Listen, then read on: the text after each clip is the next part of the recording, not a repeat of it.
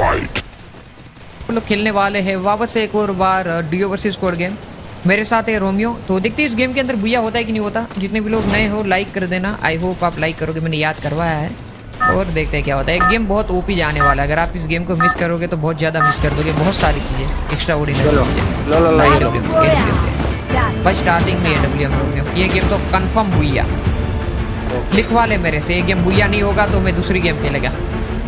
वाह, मेरे को लगा कह रहे हो कुछ मेरा नाम कर दोगे। नहीं नहीं नहीं भाई, ये बंदे किधर गए? उतरे तो थे इधर। अरे इधर उतरे, इधर मट्टी में दो साइड गए। हाँ यार मैं वही बोला, मेरा बंदे उतरी है गायब हो गई है। कैसे गायब हो गई है ताकि भाई सब बंदे छुप जाते हैं। हाँ मैंने एक को देखा, इधर दो को देखा है। सच बताऊँ तो एक को 162 दिया। उनको पता लग चुका होगा कि अपना बाप इधर आ गया है। तो अपना बाप मतलब अज्जू भाई ये एटीट्यूड होता है। मैं एटीट्यूड मारता हूँ तो तुम लोग बोलते हो कि यार तुम हंस देते हो यार। एटीट्यूड इसको तो बोलते हैं ना, इसको एटीट्यूड बोलते हैं। अब कोई दूसरा बोलेगा कि हाँ, कोई दूसरा बोलेगा तेरा बाप इधर आ गया, तुम लोग हंसोगे, वाह नहीं वो करोगे, वाह कि क्या एटीट्यूड है। अगर मैं ऐसा बोलूंगा तुम लोग बोलोगे अज्जू भाई क्या कर रहे हो तुम यार। हमको इज्जत नहीं, मतलब बाकी लोगों को इज्जत देने का तुमको। एडोलम का एमओ लेकर आ रहा हूँ मैं तुम्हारे लिए।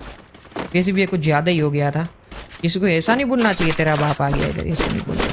हाँ चाचा बोल सकते हो, फूफा बोल सकते हो। हाँ वही तो, उनको फन की तरह लो। क्या उड़ा भी दिया, चिमकांडी को हेडशॉट मार दिया।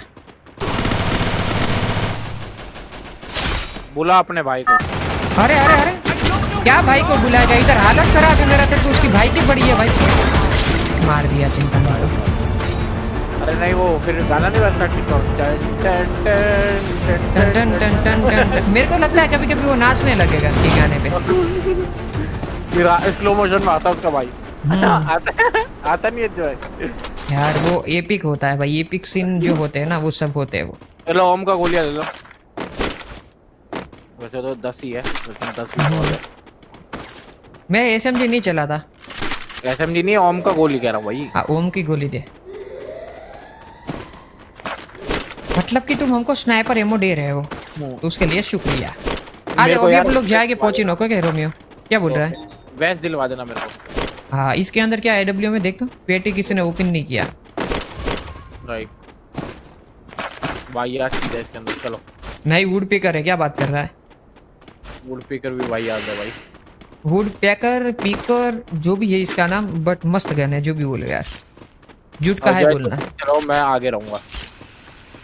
ओके तुम्हारे छाती पे गोली टच करने से पहले मेरे माथे से नहीं, तुम्हारे माथे पे गोली टच करने से पहले मेरी छाती से जाएगी। मतलब तू मेरे छाती का फिल्टर है ऐसा? नहीं मैं तुम्हारे माथे का फिल्टर हूँ। ओके आ जा। तो भाई लोग देखते क्या होता है। कहाँ पे? ये राइट वाले घर में छोटे वो पान दुकान, पान दुकान, पान दुकान के बगल में गया भाई। देखते फिर। ये घर में है, इस घर में आवाज सुनी मैंने उसकी। मल्टी विंडो जैसा कुछ है इस वाले में। हाँ मल्टी विंडो में। देखिए ऐसे जाने का, सीधा घुस जाने का। ऐसा आसपास देख के मार देने का अगर है तो। इधर नहीं है, इधर स्कैम हो गया। नीचे कूदा खुद भी गया। इसमें डबल डोर में है, डबल डोर में। यार तू कंफर्म कर ले कि इधर है भाई। ये रहा मेरे सामने है। आया मैं इधर से आता है। नीचे नीचे नीचे है, नीचे नीचे नीचे ही है, नीचे ही है। मारते हैं ना। 1 मिनट रुक, 1 मिनट रुक। एक खत्म है हेडशॉट। M2 भी है इसके पास। कोई बंदा आ रहा है इसका पक्का। इसका कोई बंदा आएगा दुखना। गरीब पे वेस्ट भी नहीं है। ये सब छोड़, इसने M2 भी उसके अंदर से खरीदा है। इसके पास स्नाइपर एमो नहीं है। तो M2 भी का चाल डालना था लेके। वही ये बंदों का दिमाग कहाँ चलता है भाई उसने चलाया होगा ऐसे कि कोई स्नाइपर एमो वाला आएगा उसको मार के स्नाइपर एमो ले लेंगे। भाई पता है कौन है ना? ये फर्स्ट बेंचर होते हैं ना, ये बैक बेंचर होते हैं। ये वो बंदे होते हैं गुमसुम नहीं रहते क्लास में। पता ही नहीं है आज तो चल क्या रहा है। ये गुमसुम बंदे हैं। ये M2 भी निकाल लिया, एमओ ही नहीं है। फायदा नहीं, इन लोगों का दिमाग उल्टा चलता है भाई। कि उनने ये सोचा कि अपन उस प्लेयर को मार देंगे जिसके पास स्नाइपर एमो होगा और फिर उसको लूटेंगे। अब उसका प्लान फ्लॉप हुआ। हाँ प्लान फ्लॉप हुआ है बस, और कुछ नहीं। बाकी सही तो है बंदे यार। हाँ झूठ का है बोलना। तू मेरे को लेवल 3 का बैग खरीद के देगा? मेरे पास पैसा ही नहीं है। चला छोड़ दे फिर। चला जा। मेरे पास भी लेवल 2 आ जाओ, निकले यहाँ से पहले फैक्ट्री आ जाओ अज्जू भाई। तुम्हारा किल कितना है? हाँ मेरे 3 Free Fire India. इजी भैया मार गया। तो भाई लोग जितने भी लोग इस वीडियो को देख रहे हो, आई नो स्लो शुरुआत है बट एंड इसका बहुत ओपी होगा। अगर आप वीडियो को यहाँ तक देख रहे हो ना तो इसका मतलब है कि अभी आप एंड तक देखो।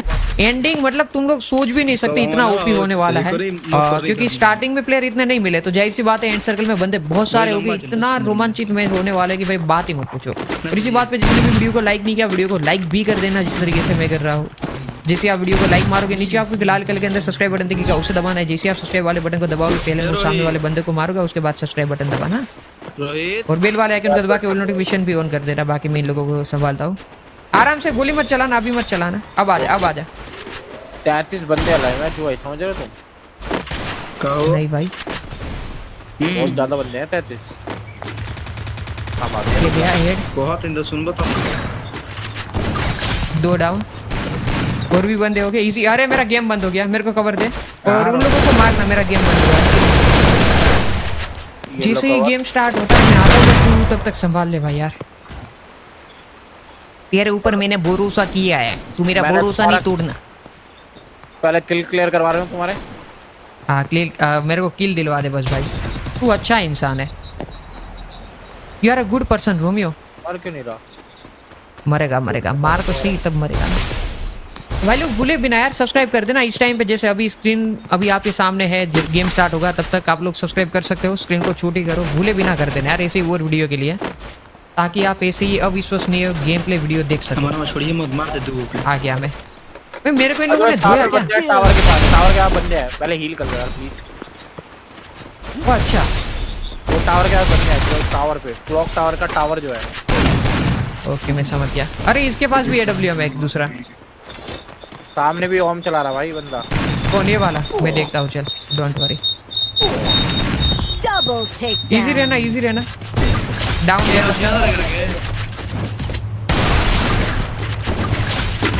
ए नॉर्थ ईस्ट से एक बंदा मार रहा है। कहाँ से? नॉर्थ ईस्ट से पेड़ के पीछे। मैं देख रहा हूँ, चल VSS मार रहा नुबड़ा। हाँ देखता हूँ, मैं देखता हूँ, मैं देखता हूँ। इजी रहना, इजी रहना। ओके ओके, रश मत करना इतना ज्यादा जल्दी। रश नहीं कर रहा मैं, अपने मेडिकेट ले रहा हूँ। खत्म है वो VSS वाला, डाउन है, डाउन है। मार रहा था मेरे को, उसका दोस्त आएगा पक्का, देखना आसपास ही होगा, आएगा नहीं। आ गया देख गाड़ी लेके भाई। गाड़ी है तो पूरा मोस्टर वन से सब लेकर आया। ये लो। हाँ बेटा अब नहीं भगा पाएगा, एक बार हमारे एरिया में जो आ गया वो गया फिर। वो 4 कंधों में ही वापस जाता है। समझते नहीं है जो है यार ये बात को। आज रात से संपूर्ण तरीके से बंदों को मारा जाएगा। और देखो कोने में दिख रहा है छुपा हुआ, ओ मार हाँ रहा हमने है। देखा। मैं तो पट से टोला दूर से भाई, मजा ही आ जाए।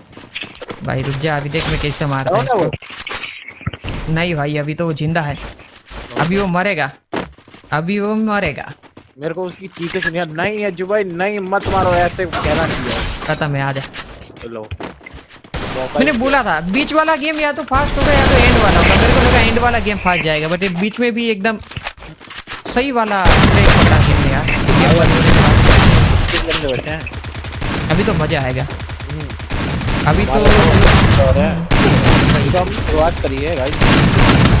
या राजा को मार दिया किसी ने। राजा राजा राजा राजा हमें जो वो वाला करे जो किसी किसैया मार लो कच्चा को भाई। एडब्ल्यू नामो पढ़िया 10-10 की। AWM में वो भोजपुरी सॉन्ग है ना।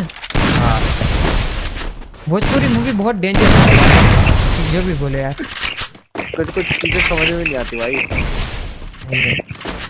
सच बताओ तो काफी मूवी सही होती है, काफी ज्यादातर मूवी सही होती है, बट कुछ मूवी की वजह से फिर वो हो जाता है ऐसे, समझ रहे हो? तुम किसको मार रहे हो भाई, डरा रहे हो मेरे को यार। ओ गाड़ी वाले को, एक गाड़ी लेके आया था, 2 व्हीलर लेके आया था, अब वो 4 व्हीलर पे जाएगा। सब वाहिनी लेने आएगी इसको। लो ये ले लो bye bye bye, thank you so much बड़ी, you are a very very lovely person, God bless you. विशेष Double takedown. या तो तुम्हें इतना भर के एमो दिया भाई। मतलब मैंने 20 एमओ छोड़ दिया ना क्योंकि मैं उठा नहीं पा रहा यार। स्नाइपर एमओ उठाने के लिए मेडिकिट का बलिदान देना पड़ा यार। लेवल 3 का बैग नहीं है ना इस वजह से भाई। लेवल 3 का मेरे पास है, तुम्हारे पास 2 का है तो दे दो। नहीं यार ऐसे एक्सचेंज ऑफर हम नहीं लाते भैया। नहीं मेरे पास तो पलोमा भी है ना। हाँ ये भी ठीक है बट चल चलता है, आजा ना गेम को भैया करते हैं ना, छोड़। नहीं आजा गेम को भैया करते वो सब छोड़।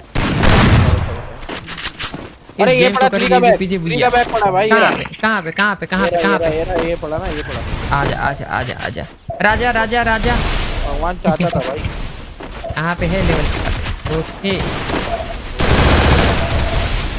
भगवान चाहता था भाई। तू गाड़ी निकाल तब तू गाड़ी ढूंढना इधर कहीं पे गाड़ी है तो फटाफट, क्योंकि हम वैसे भी लेट हो चुके हैं।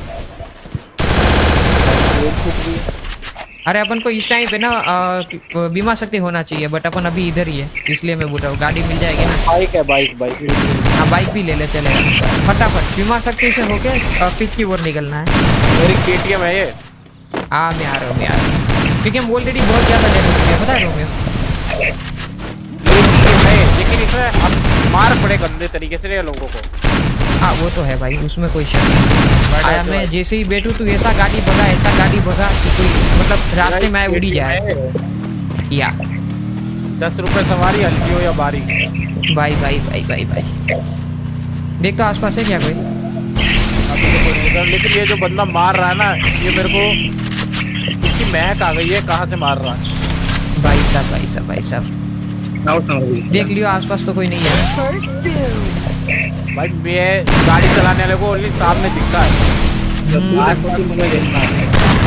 को लग रहा पीक पे होगा बंदा। हाँ देखते हैं भाई। नहीं यार मेरे को तो कोई नहीं दिख रहा है गाड़ी पे। गाड़ी में घुमा रहा हूँ ना।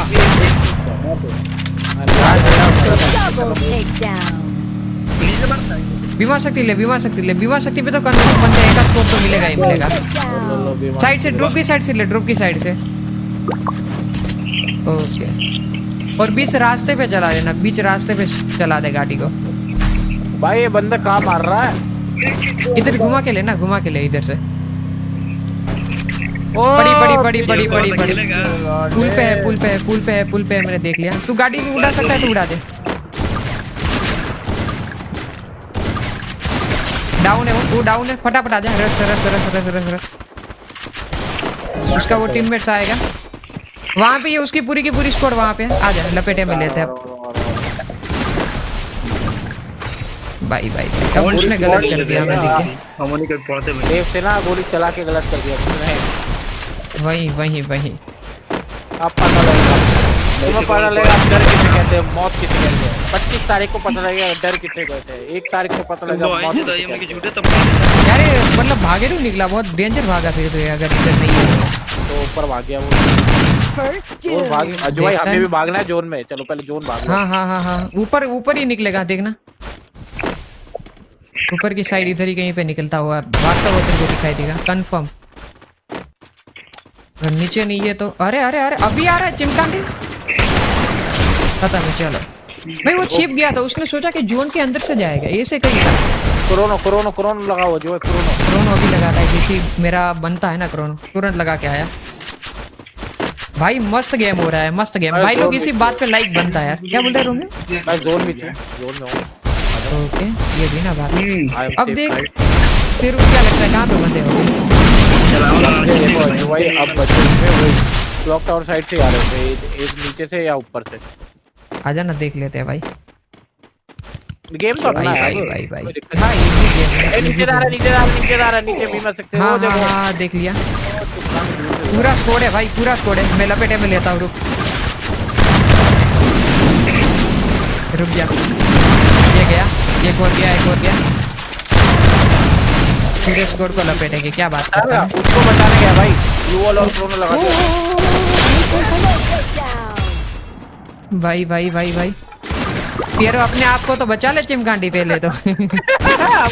ओ यार तू पहले आगे क्यों भाग गया था यार, बचा ले लिया। वो बंदा तीनों को मार गया यार, गाली दे रहा है। भाई ये कौन आया, कैसे आया पता नहीं, बट वो मार के चला गया, ऐसा बोलेगा वो। यार तू साथ में नहीं रहते ना, तुम तीनों आगे आगे बढ़ते रहते हो दोनों यार। इससे सबसे पहले मेरे को उड़ा दिया। वही तो अगर ऊपर जा रहा है ग्लूवॉल लगा था, 2 ग्लूवॉल लगा देता। क्रोनो किसने लगाने को बोला? ग्लूवॉल का क्या? अरे ऐसा तू ग्लूवॉल का क्या वघार करेगा? जितना ग्लूवॉल था सभी ठोक देता, कुछ नहीं कर पाता वो ऐसा। आप ग्लूवॉल को क्या घर लेके जाएगा? ओ टावर पे है बंदे, देख आराम से, इजी इजी टावर पे भाई। अरे इजी लो मार दिया, खत्म है। इसको तो मार दिया तुमने। क्या कहाँ मारा है? पीछे मारा है, टावर पे मारा है? पीछे मारा है। टावर वाले को तो अभी मारना है ना, रुकना मैं आया। आओ भाई लोग लाइक कर देना यार, जिसने भी लाइक नहीं किया। लालच तो टावर वाले। हाँ मैं लूंगा, चल लालच दे। चल अब दे, एक और बार लालच दे, मैं देखता हूँ। चल 1 सेकंड रुको भाई, लालच के लिए ग्लूवॉल लिया मेरे को। नेड कर रहा है थोड़ा। खत्म है, आजा। तो भाई लोग इसी बात पे जिसने भी वीडियो को लाइक नहीं किया, वीडियो को लाइक भी कर दो। अगर नए हो तो सब्सक्राइब करके बेल वाला आइकन भी दबा दो ऐसी और वीडियो के लिए। और मिलते हैं आने वाले समय में एक नए वीडियो के साथ। तब तक के लिए सबको बाय बाय। होप आपने इस वीडियो को लाइक किया होगा, सब्सक्राइब किया होगा, बेल वाला आइकन दबा। ये चीज़ बोलनी पड़ती है गाइस, क्योंकि हम एक एज अ यूट्यूबर ये सब्सक्राइब वाला हमें बोलना पड़ता है, समझा। और हाँ, हमारा इंस्टाग्राम जो हैक हुआ था वो वापस आ चुका है। तो अगर आपने थोड़ी सी भी अंदर से आत्मा बची हुई है अच्छा काम करने के लिए, तो उसको मेरे लिए यूज़ करो। और मेरे को इंस्टाग्राम पे फॉलो कर दो, link in the description. Twitter पे फॉलो कर सकते हो और ट्विटर से ट्वीट भी कर सकते हो मेरे को मेंशन करके, अगर आपको कोई रिप्लाई चाहिए तो। क्योंकि मैं ट्विटर पे जल्दी रिप्लाई करता हूँ, इंस्टाग्राम पे भी रिप्लाई करता हूँ, बट टाइम लगता है। तो मिलते हैं तब तक एक नए वीडियो के साथ। तब तक के लिए सबको आई होप आपने मस्त एंजॉय किया होगा वीडियो को। उठा ले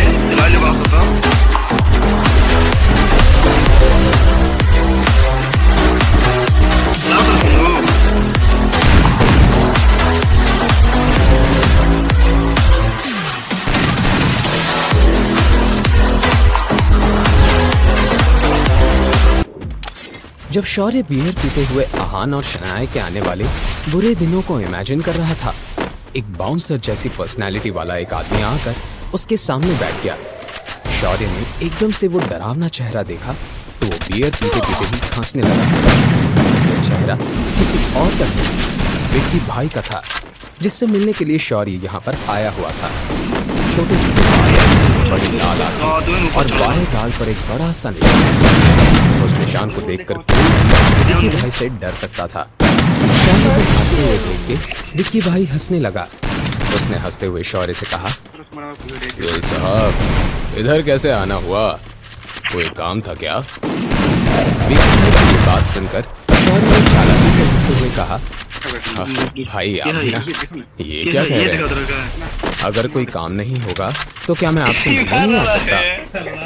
जब शौर्य चापलूसी भरी बातें करके विक्की भाई की कोशिश कर रहा था, पीछे से एक तंग कपड़े पहनी लड़की विक्की भाई के पास आई और उसने पकड़ी हुई सिगार को लाइटर से जलाने लगी। विक्की भाई ने सिगार का एक कश लिया और नाम में सर हिलाते हुए शौर्य से कहा, गिल साहब इतनी मक्खनबाजी करने की कोई जरूरत नहीं है। तुमको अच्छे से पता है कि अगर डील मुझको अच्छा लगा तो मैं से मना नहीं करूंगा। अब बताओ तुम ऐसे कौन से झमेले में फंसे हो कि तुमको इधर मेरे पास आना पड़ा? विक्की भाई कुछ ज्यादा ही स्ट्रेट फॉरवर्ड इंसान था। वैसे तो दुनिया के लिए वो इस बड़े से बार का मालिक था, लेकिन असल में वो एक गुंडा था जो बड़े बड़े बिजनेसमैन और अमीर लोगों के साथ उठना बैठना करता था। शौर्य ने ज्यादा वक्त गंवाए बिना पॉइंट पर आते हुए कहा, भाई अब आप तो सब कुछ जानते हैं, तो मैं सीधे पॉइंट पर आता हूँ। वो बात ऐसी है कि मेरी कजिन, मुझे याद है कि आप उसमें थोड़े इंटरेस्टेड हैं। अब तक जब विक्की भाई आलसी अंदाज में बैठा हुआ था, अचानक से उसकी आंखें चमकने लगी। उसने अपने बाएं हाथ में पकड़े सिगार को जमीन पर फेंक दिया और अपने बाजू पर बने टाइगर टैटू को सहलाने लगा। तुम्हारी कजिन? कौन? शनाया? विक्की भाई ने एक बार कंफर्म करने के लिए पूछा। जवाब में शौर्य ने हाँ में अपना सर हो गई थी। उसने तुमको परेशान किया है क्या? भैया आप तो जानते ही हैं कि हमने अभी भी स्प्रिंग कॉर्पोरेशन के साथ काम करना शुरू किया है। अब किसी ना किसी को तो प्रोजेक्ट हेड करना ही होगा ना। इसी बात से मेरा और शनाया का झगड़ा चल रहा है, इसलिए हम सबकी रात को नींद उड़ रही है। शौर्य की बात सुनकर विकी भाई काउच पर आराम से फैल गए और उससे सीधा सवाल करते हुए बोले, जैसे ही शौर्य ने विकी भाई का ये सवाल सुना तो वो पैनिक करने लगा और नाम में सर हिलाते हुए बोला, भैया आप जरूर मजाक कर रहे हैं, मैं भला किसी को क्यों मारने लगा, और शनाया तो मेरी कजिन है, क्या तुम स्प्रिंग कॉर्पोरेशन के बारे में बात कर रहे हो? दिल्ली के रायज़ादा फैमिली ने इस प्रोजेक्ट में इन्वेस्ट किया है। अब जब तुम लोगों के पास इतना पैसा आ रहा है तो तुम्हारा काम करने के लिए मैं 10 लाख लूंगा। विकी भाई की आंखों से लालच टपक रही थी। क्या रायज़ादा? तभी मैं सोचूं कि इतना बड़ा इन्वेस्टमेंट वो शिमला में कौन कर सकता है, लेकिन ये तो सबसे अमीर और पावरफुल फैमिली है। नहीं, अब तो किसी भी कीमत पर मुझे शनाया को इस प्रोजेक्ट से बाहर निकालना ही होगा। शौर्य ने मन ही मन में सोचते हुए अपना इरादा पक्का कर लिया और हामी भरते हुए विकी भाई से बोला, ठीक है भाई, 10 लाख में डन। शौर्य का जवाब सुनते ही विकी भाई जोर जोर से हंसने लगा। उसने शौर्य से कहा, अरे गिल साहब, मैं क्या कंगाल लग रहा हूँ क्या?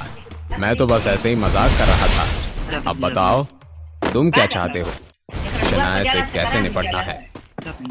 ये सुनते ही शौर्य ने कुछ सोचा और विकी भाई से टेढ़ी मुस्कान के साथ बोला, विकी भाई, अब जो तरीका आपको सबसे ज्यादा पसंद है उसी तरीके से निपटना है। शौर्य की ये बात सुनकर विकी भाई थोड़ा डाउटफुल लगने लगे। उसने शौर्य से सवाल करते हुए कहा, क्या मेरा पसंदीदा तरीका? तुम चाहते हो कि मैं शनाया के साथ? शौर्य ने जवाब में बिना किसी झिझक के हामी भर दी।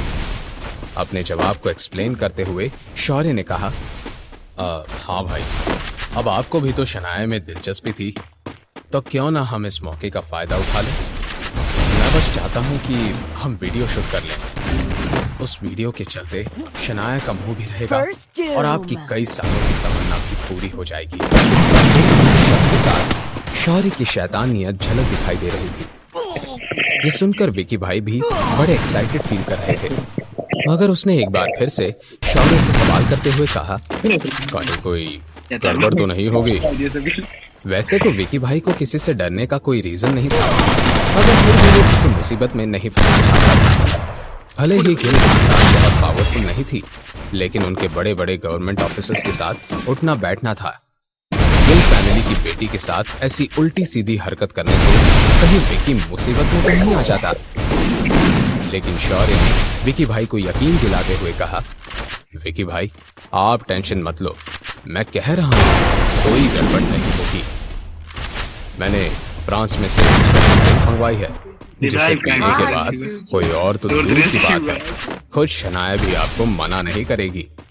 अब जब खुद लड़की के भाई ने हामी भर दी थी तो विकी भाई को डरने की क्या वजह हो सकती थी। उसने शौर्य से कहा, मुझे तो ये डील मजेदार लग रही है, लेकिन क्या शनाया का हस्बैंड बीच में नहीं आएगा? क्या आहान बीच में आ सकता था? शौर्य की नजरों में आहान गिल खानदान का पालतू कुत्ता था, जिसे जब चाहे चुप कराया जा सकता था और जब चाहे भौंकने को उकसाया जा सकता था। और वैसे भी शौर्य को आहान से भी तो बदला लेना था।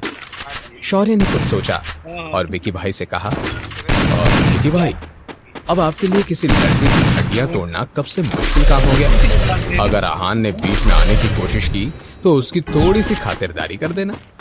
शौर्य की ये बात सुनते ही विक्की भाई ठहाके लगा के हंसने लगे। शौर्य प्राइवेट रूम से बाहर आया और शनाया को कॉल करने लगा। कुछ देर बजने के बाद शनाया ने कॉल आंसर कर दिया। कौन? शनाया ने पूछा। शौर्य ने सीधे पॉइंट पर आके बोला, मैं शौर्य, अगर आहान की जान बचाना चाहती हो तो प्लाजा बार पहुंच जाओ अभी। अपनी बात कहने के बाद शौर्य ने कॉल काट दिया। शनाया कंफ्यूज हो गई थी। शौर्य आहान की जान के बारे में कुछ कह रहा था। कहीं आहान किसी मुसीबत में तो नहीं? शिट, मुझे जल्द से जल्द वहां जाना होगा। शनाया ने अपने आप से कहा और तैयार होने लगी। और जब स्प्रिंग कॉर्पोरेशन के प्रोजेक्ट से उसे निकाल दिया था तो शनाया ने सोचा कि क्यों ना घर पर रहकर आराम किया जाए, लेकिन अब एक नया बखेड़ा खड़ा हो गया था। जब शनाया घर से बाहर निकल ही रही थी तो उसे एक मैसेज आया। शनाया ने मैसेज को पढ़ा। अगर तुम आधे घंटे में यहाँ नहीं आई तो आहान की हालत का जिम्मेदार कोई नहीं होगा। मैसेज को पढ़ते ही शनाया की आंखें गुस्से से लाल हो गई। शौर्य, तुम्हें तो मैं छोड़ूंगी नहीं। कुछ इंजीनियरिंग टीम्स के लिए तुम इतने नीचे गिर सकते हो, मैंने कभी सोचा भी नहीं था। शनाया ने अपने आप से ही कहा और जल्दबाजी में घर से बाहर निकल गई। शनाया ने टैक्सी ली और जितना जल्दी हो सके प्लाजा बार पहुंच गई। बाहर ही शनाया को शौर्य का ड्राइवर मिल गया। उसने बताई हुई रूम में शनाया तुरंत चली गई। शनाया ने जब हाफते हुए उस प्राइवेट रूम का दरवाजा खोला तो उसने देखा कि शौर्य आराम से बैठा रेड वाइन पी रहा था। शनाया ने गुस्से से उसे अप्रोच किया और शौर्य से सवाल करते हुए बोली, मुझे यहाँ क्यों बुलाया है? शौर्य ने इस तरह रिएक्ट किया मानो उसने शनाया की कोई बात ही नहीं सुनी थी। बैठो, शौर्य ने कहा। वैसे तो शनाया उसकी एक ही बात सुनाना चाहती थी क्योंकि वो बहुत थक गई थी, तो शनाया बैठ गई। शौर्य ने एक टेबल पर रखी कॉफी से कोई गुलाबी रंग की ड्रिंक ग्लास में सर्व की और शनाया की तरफ बढ़ी। शनाया इस मूड में बिल्कुल भी नहीं थी। उसने शौर्य से कहा, शौर्य, अगर तुम्हें कुछ कहना है तो जल्दी से कहो। शौर्य ने फाइनली कुछ कहने की तकलीफ उठाई और मुस्कुराते हुए शनाया से कहा, शनाया, मैं तुम्हारा भाई हूं, क्या तुम मुझसे थोड़े प्यार से बात नहीं कर सकती? शनाया ने इस बात पर कुछ रिएक्ट नहीं किया और शक भरी निगाहों से शौर्य की तरफ देखने लगी। शौर्य कब से इतना पोलाइट हो गया था?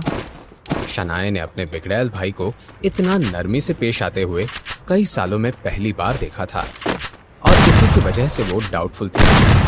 शौर्य ने आगे कहा, देखो, मुझे तुमसे कोई भी प्रॉब्लम नहीं है, लेकिन आहान को मैं ऐसे ही माफ नहीं कर सकता।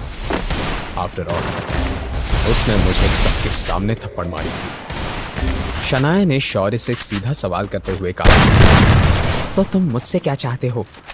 शौर्य ने एक बार फिर से ड्रिंक का ग्लास शनाया की तरफ बढ़ाया और कहा, मैं बस इतना चाहता हूं, आहान को कंट्रोल करो।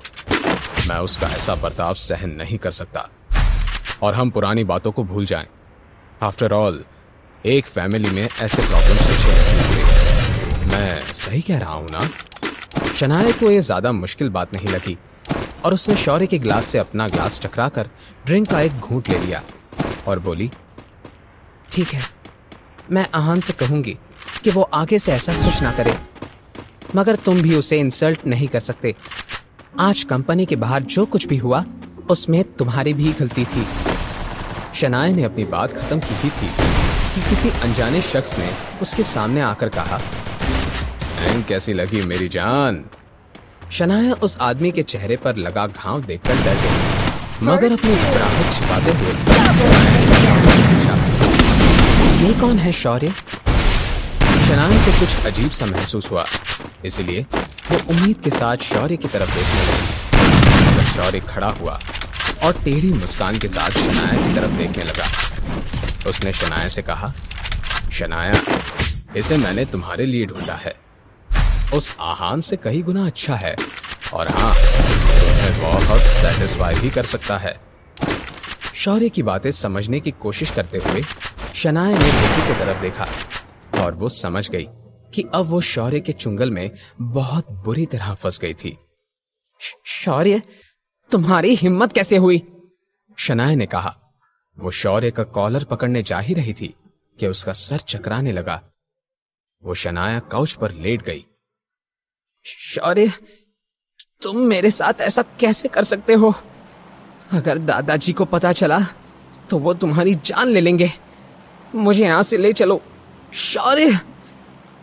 शनाया चिल्लाती रही, लेकिन ना ही शौर्य और ना ही विकी उसकी कोई बात सुनने वाले थे। असल में जो ड्रिंक शनाया ने पी थी वो एक तरह का ड्रग था जिसके बारे में शौर्य ने जिक्र किया था। एक घूंट के बाद ही शनाया अपने होश खोने लगी। शौर्य और विकी शनाया की इस हालत पर हंस रहे थे। शौर्य ने दरवाजे के पास जाकर कहा, भाई आप मजे लो, मैं निकलता हूं। विकी ने हामी भर दी और शौर्य कमरे से बाहर चला गया। मेरी जान, मैं आ रहा हूं, विकी ने एक घिनौनी मुस्कान के साथ कहा। भले ही शनाया को सब क्लियरली नहीं दिख रहा था, लेकिन वो एक हट्टे कट्टे आदमी को अपनी तरफ आते हुए देख पा रही थी। दूसरी तरफ आहान अभी अभी अपने ऑफिस से बाहर निकला था। आज शनाया घर पर है तो मैं जल्दी से जाकर उनके लिए खाना बना देता हूं। कितने दिनों के बाद हम दोनों घर पर मॉम के साथ मिलकर लंच करेंगे, आहान ने मन ही मन में कहा और पार्किंग से अपनी बाइक निकालकर घर जाने लगा। कुछ देर से उसे दिल में थोड़ी बेचैनी सी हो रही थी। ऐसा लग रहा था जैसे कुछ बुरा होने वाला था, लेकिन आहान ने इस फीलिंग को नजरअंदाज किया और जल्द से जल्द घर जाने लगा। आहान जब सिग्नल पर रुका तो उसने देखा कि किसी बड़े से बार से शौर्य बाहर निकल रहा था और उसके चेहरे पर अलग ही तरह की खुशी नजर आ रही थी। शौर्य को देखकर आहान कंफ्यूज हो गया और उसने मन ही मन में कहा, क्या सुबह जो हुआ था उसके बाद शौर्य का इतना खुश होना थोड़ा अजीब नहीं है? ना चाहते हुए भी मैंने उसे थोड़ा ज्यादा ही इंसल्ट कर दिया, लेकिन ये तो मुंह छुपाने के बजाय पार्टी कर रहा है, बेशरम कहीं का। आहान ने देखा कि सिग्नल ग्रीन हो गया था तो उसने अपना वक्त नहीं गंवाया और सीधा चला गया। कुछ भी करके वो लंच के लिए लेट नहीं होना चाहता था। आहान को क्या पता था कि उसी प्लाजा बार में उसकी वाइफ शनाया पर क्या बीत रही थी। अब क्या होगा? क्या आहान को कुछ पता चल पाएगा या फिर वो घर चला जाएगा? आहान के जाने के बाद शनाया को विक्की से कौन बचाएगा? जानने के लिए सुनते रहिए पॉकेट एफएम। प्लाजा बाजार के उस प्राइवेट रूम में शनाया ने बहुत ताकत लगाई और काउच से उठने की नाकाम कोशिश की, मगर ये कोशिश किसी काम नहीं आई। मेरी जान, आओ, मैं तुम्हारी मदद कर देता हूं। कहां जाना है तुम्हें? मैं ले जाता हूं। विकी की ऐसी बातें सुनकर शनाया को नफरत सी हो रही थी। विकी उसके पास आया और शनाया को खड़े होने के लिए सहारा देने लगा। छोड़ो, छोड़ो मुझे, डोंट टच मी, मुझे हाथ मत लगाओ। शनाया ने विकी से अपने आप को छुड़ाने का स्ट्रगल करते हुए कहा। उसने देखा कि टेबल पर एक शराब की बोतल रखी हुई थी। शनाया ने अपने हाथ आगे बढ़ाए और उस बोतल को पकड़ लिया। जब तक विकी समझ पाता कि शनाया क्या कर रही थी, शनाया ने बोतल विकी के सर पर दे मारी। अगले ही पल विकी का सर और चेहरा खून से सना हुआ था। सर पर लगी चोट से उसने शनाया को छोड़ दिया। तुम कुछ ज्यादा ही उछल रही हो, हाँ? रुको, अभी तुम्हें बताता हूं कि विकी कौन है, विकी ने गुस्से में कहा, लेकिन उसकी आंखें बंद थी। शनाया ने मौके का फायदा उठाया और जाकर कोने वाले काउच के पीछे छिप गई। पता नहीं शौर्य ने मुझे क्या पिला दिया है, मेरा सर दर्द से फटा जा रहा है। एक बार इस बदमाश आदमी के चुंगल से निकल जाऊं, फिर उस शौर्य को देखती हूं। जब शनाया ये सोच रही थी तो कमरे के अंदर कुछ टूटने की आवाज सुनकर विकी भाई के बाकी साथी आ गए। उन्होंने अपने बॉस को ऐसी हालत में देखकर पूछा, विकी भाई, ये सब कैसे हुआ? क्या आप ठीक हैं? विकी भाई ने अपने चेहरे से खून पोंछते हुए कहा, हाँ, मैं ठीक हूं, ये मामूली सी चोट है, थोड़ी देर में ठीक हो जाऊंगा। वैसे ये चिड़िया कुछ ज्यादा ही फड़फड़ा रही है, अभी इसके पर काटता हूं। ये कहते हुए जब विकी भाई ने इधर उधर देखा तो उसकी आंखें खुली की खुली रह गई। शनाया कहीं भी नहीं थी। विकी भाई ने पैनिक करते हुए कहा, कहां गई वो? शनाया कहां गई? ढूंढो उस लड़की को, अगर वो भाग गई तो बहुत बड़ी मुसीबत आ जाएगी। बस विकी भाई के मुंह से बात आने की देरी थी और उसके सभी साथी बार के हर कोने में शनाया की तलाश करने लगे। विकी के एक साथी ने उसकी चोट साफ करना शुरू किया। विकी ने इरिटेट होते हुए कहा, पता नहीं देखते ही देखते वो शनाया कहां भाग गई। हम इतने सारे मर्द मिलकर एक लड़की नहीं संभाल सके। वैसे तो शनाया धीरे धीरे करके अपना होश खो रही थी, लेकिन जब उसने सुना कि सब उसे बाहर ढूंढ रहे थे तो शनाया की जान में जान आई। शनाया ने अपना सर पकड़ लिया और मन ही मन में बोली, मेरा फोन और पर्स कहाँ है? मुझे किसी ना किसी को कॉल करके इन्फॉर्म करना होगा कि मुझे यहाँ से बचा लो। लगभग लंच का वक्त हो रहा होगा।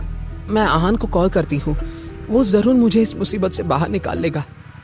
जैसे ही एक ख्याल शनाया के दिमाग में आया, उसने धीरे से अपना चेहरा बाहर निकाला और अपनी पर्स देखने लगी।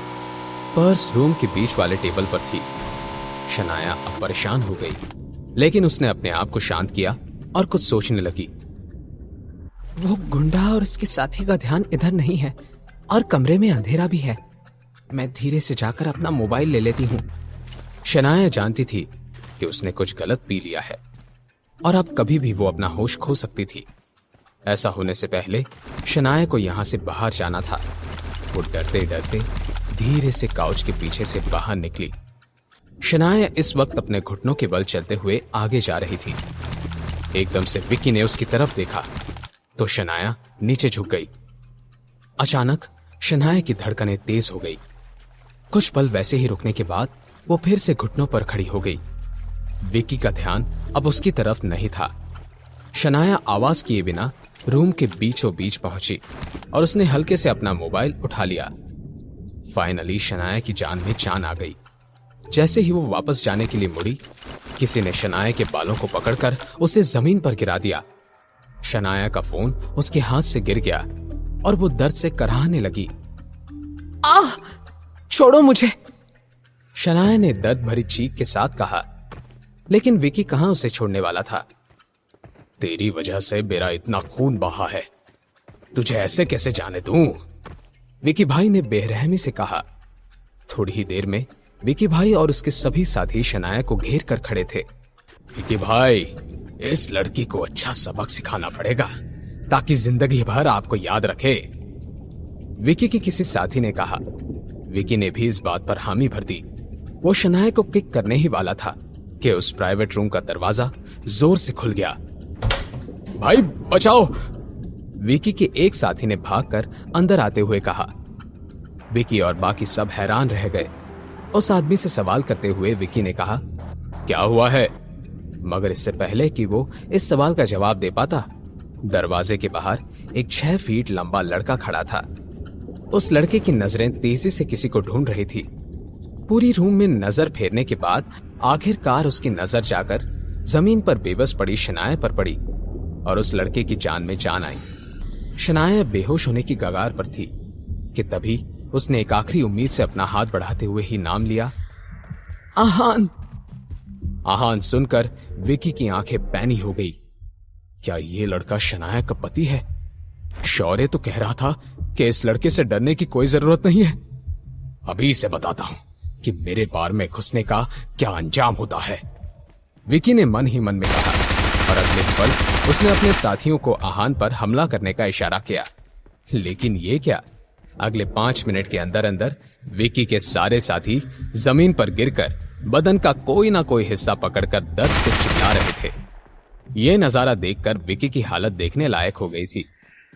क्या ये वही आहान है जिसके बारे में शौर्य ने कहा था? शौर्य के बच्चे, क्या ये मुझे फंसाने का कोई प्लान था? अब मैं क्या करूं? अब आहान सीधा चलते हुए विकी के पास आ गया। विकी ने डरते डरते कहा, भाई देखो, अगर तुम्हें यह लड़की चाहिए तो ले जाओ, हमें तो बस ऐसे ही। अब विकी हकलाने लगा था, लेकिन ऐसे गुंडे बदमाशों पर यकीन करना गलती समझी जाती है। अपनी बात कहते हुए विकी ने अपने जूते के अंदर से एक छुरी निकाल ली। आहान ने बचपन से मार्शल आर्ट्स की प्रैक्टिस की थी। उसकी मां ने आहान को मार्शल आर्ट्स का बहुत स्ट्रिक्ट ट्रेनिंग दिया था और इस ट्रेनिंग का सबसे पहला रूल यह था कि कभी भी अपने दुश्मन की बात पर यकीन ना करना और चाहे जो कुछ भी हो जाए होशियार रहना।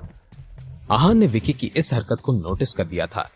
उसने तुरंत विकी का हाथ मोड़ लिया, जिसकी वजह से छुरी नीचे गिर गई और विकी पूरी तरह से आहान के कंट्रोल में आ गया।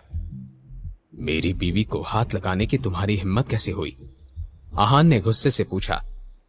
मुझे माफ कर दो भाई, वो शौर्य ने, लेकिन मैंने इस लड़की को हाथ भी नहीं लगाया है। जब तक विकी अपनी बात पूरी करता, आहान ने विकी को एक ऐसी लात मारी जिसने उसे नीचे गिरा दिया। आहान ने जल्दी से नीचे झुककर शनाया को अपनी बाहों में उठा लिया। शनाया की आंखें बंद हो रही थी। उसने धीमी आवाज में आहान से कहा, मुझे घर ले चलो, मुझे डर लग रहा है। ये बात कहते हुए शनाया की आंखों से आंसू आ गए और वो बेहोश हो गई।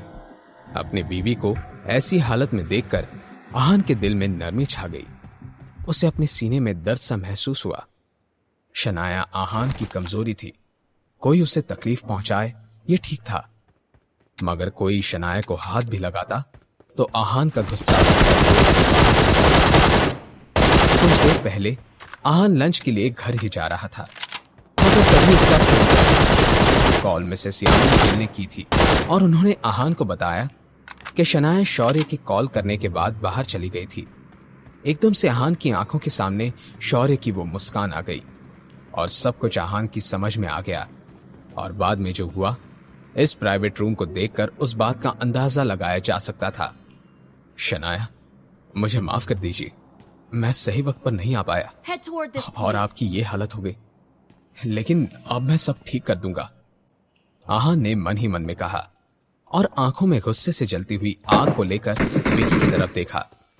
विक्की की सिट्टी बिट्टी गुल हो गई थी, मगर फिर भी उसने आखिरी उम्मीद से कहा, रॉकी, मुझे बचा लो।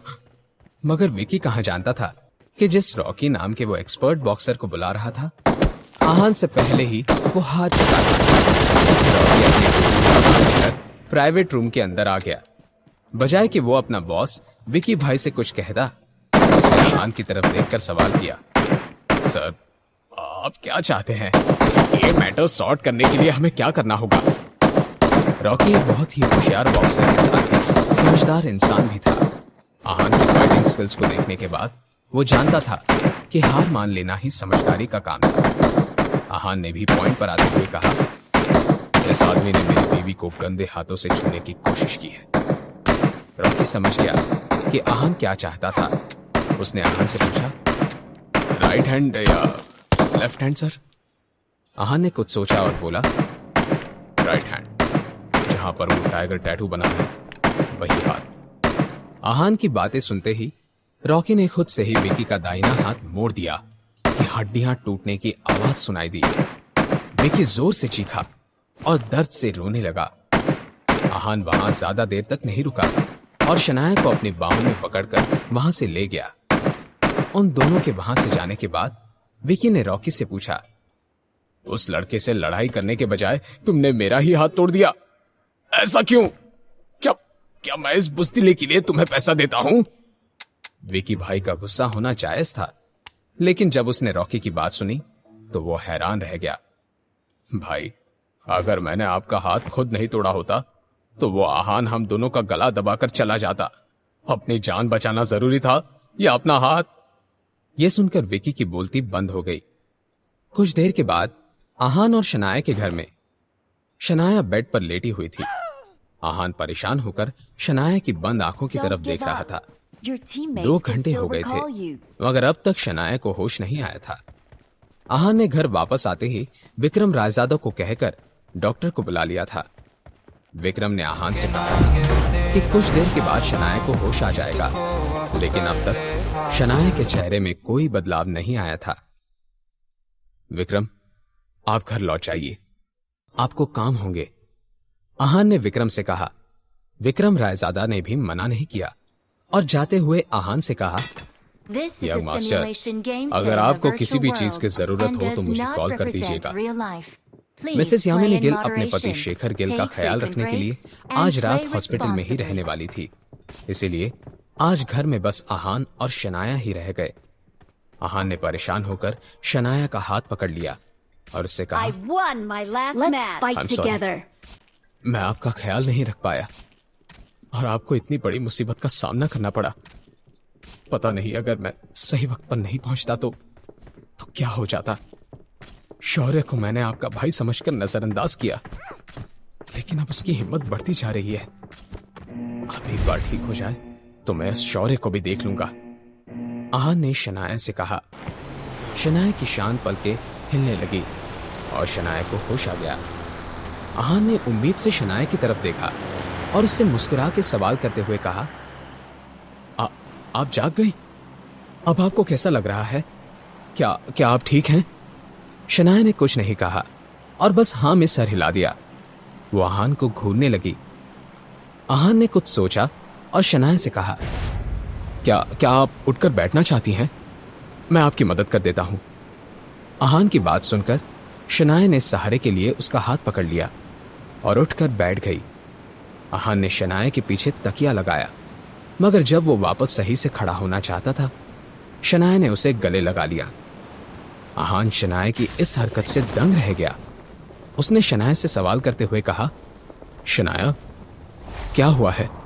आप ये क्या कर रही हैं? आहान के सवाल का जवाब देते हुए शनाया ने उसे छोड़ा और उसकी आंखों में आंखें डालकर बोली, अभी मैं डर गई थी, लेकिन अब जब मैं तुम्हारे साथ हूं तो मुझे कोई डर नहीं है। अपने आखिरी शब्द कहते हुए शनाया किसी छोटी बच्ची की तरह मुस्कुरा रही थी। ये देखकर आहान का दिल पिघल गया। आहान ने शनाया को गले लगा लिया और बोला, मैं हमेशा आपके साथ हूं, अब आपको डरने की कोई जरूरत नहीं है। यह सुनकर शनाया को अलग सी राहत मिली, मगर अगले ही पल शनाया ने जो कहा उसे सुनने के बाद आहान बेचैन होने लगा। शनाया ने आहान से कहा, अभी मेरी ड्रेस चेंज कर दो ना। शनाया को क्या हो गया था? अब आहान क्या करेगा? अभी मेरी ड्रेस चेंज कर दो ना। शनाया ने कुछ अजीब अंदाज में कहा। अपनी उखड़े रहने वाली बीवी की कही ये बात सुनकर आहान की हैरानी का ठिकाना नहीं रहा। आहान को कुछ तो गलत लग रहा था, इसलिए उसने शनाया से सवाल करते हुए कहा, हबी, आपने मुझे हबी बुलाना कैसे शुरू कर दिया? और आप चाहती हैं कि मैं आपकी ड्रेस चेंज करने में मदद करूं? आहान के सवालों को सुनकर शनाया ने उसे घूर कर देखा और बोली, ये कैसा सवाल है? तुम हबी हो तो हबी ही बुलाऊंगी ना, और अपनी वाइफ की ड्रेस उतारने में प्रॉब्लम ही क्या है? शनाया की कही बात गलत तो नहीं थी, लेकिन आहान ऐसा कैसे कर सकता था? शनाया की इन बातों से वो कंफ्यूज हो गया और उसने मन ही मन में कहा, इन्हें क्या हो गया है? भाभी, ये शब्द तो मैंने पहली बार सुना है। कहीं, एक मिनट, शायद शनाया का नशा अभी तक उतरा नहीं है। पता नहीं शौर्य और उस विकी ने मिलकर शनाया को क्या पिला दिया है। जब आहान अपने ही ख्यालों में बिजी था, शनाया ने अपने दोनों हाथों से आहान का चेहरा अपने हाथों में पकड़ लिया और आंखों में सवाल लेकर आहान से बोली, भाभी, क्या मैं खूबसूरत नहीं हूं? क्या तुम मुझे अपनी वाइफ की हैसियत से पसंद नहीं करते? अब तो आहान की हैरानी का कोई ठिकाना नहीं था। शनाया उससे ऐसे सवाल कर सकती थी? अगर शनाया खूबसूरत नहीं थी तो खूबसूरती की डेफिनेशन ही गलत थी। आहान ने नर्वस होकर शनाया से कहा, नहीं, ऐसी बात नहीं है, आप ऐसा क्यों कह रही हैं? मगर शनाया आहान की एक नहीं सुनने वाली थी। उसने आहान की बात को काटते हुए कहा, अभी मैं अब तुम्हें खुश करने की पूरी कोशिश करूंगी। क्या मैं डाइटिंग करना शुरू कर दूं या फिर अपना ड्रेसिंग सेंस बदल दूं? तुम अब जो भी कहोगे मैं वही करूंगी। अब आहान को पक्का यकीन हो गया था कि शनाया अपने होश में नहीं थी। उसने एक लंबी सांस लेकर शनाया का हाथ पकड़ लिया और उससे बोला, आप जैसी हैं वैसी मुझे बहुत पसंद है। आपको कुछ भी चेंज करने की कोई जरूरत नहीं है। अब आप सो जाइए। आहान की बात सुनकर शनाया स्माइल करने लगी।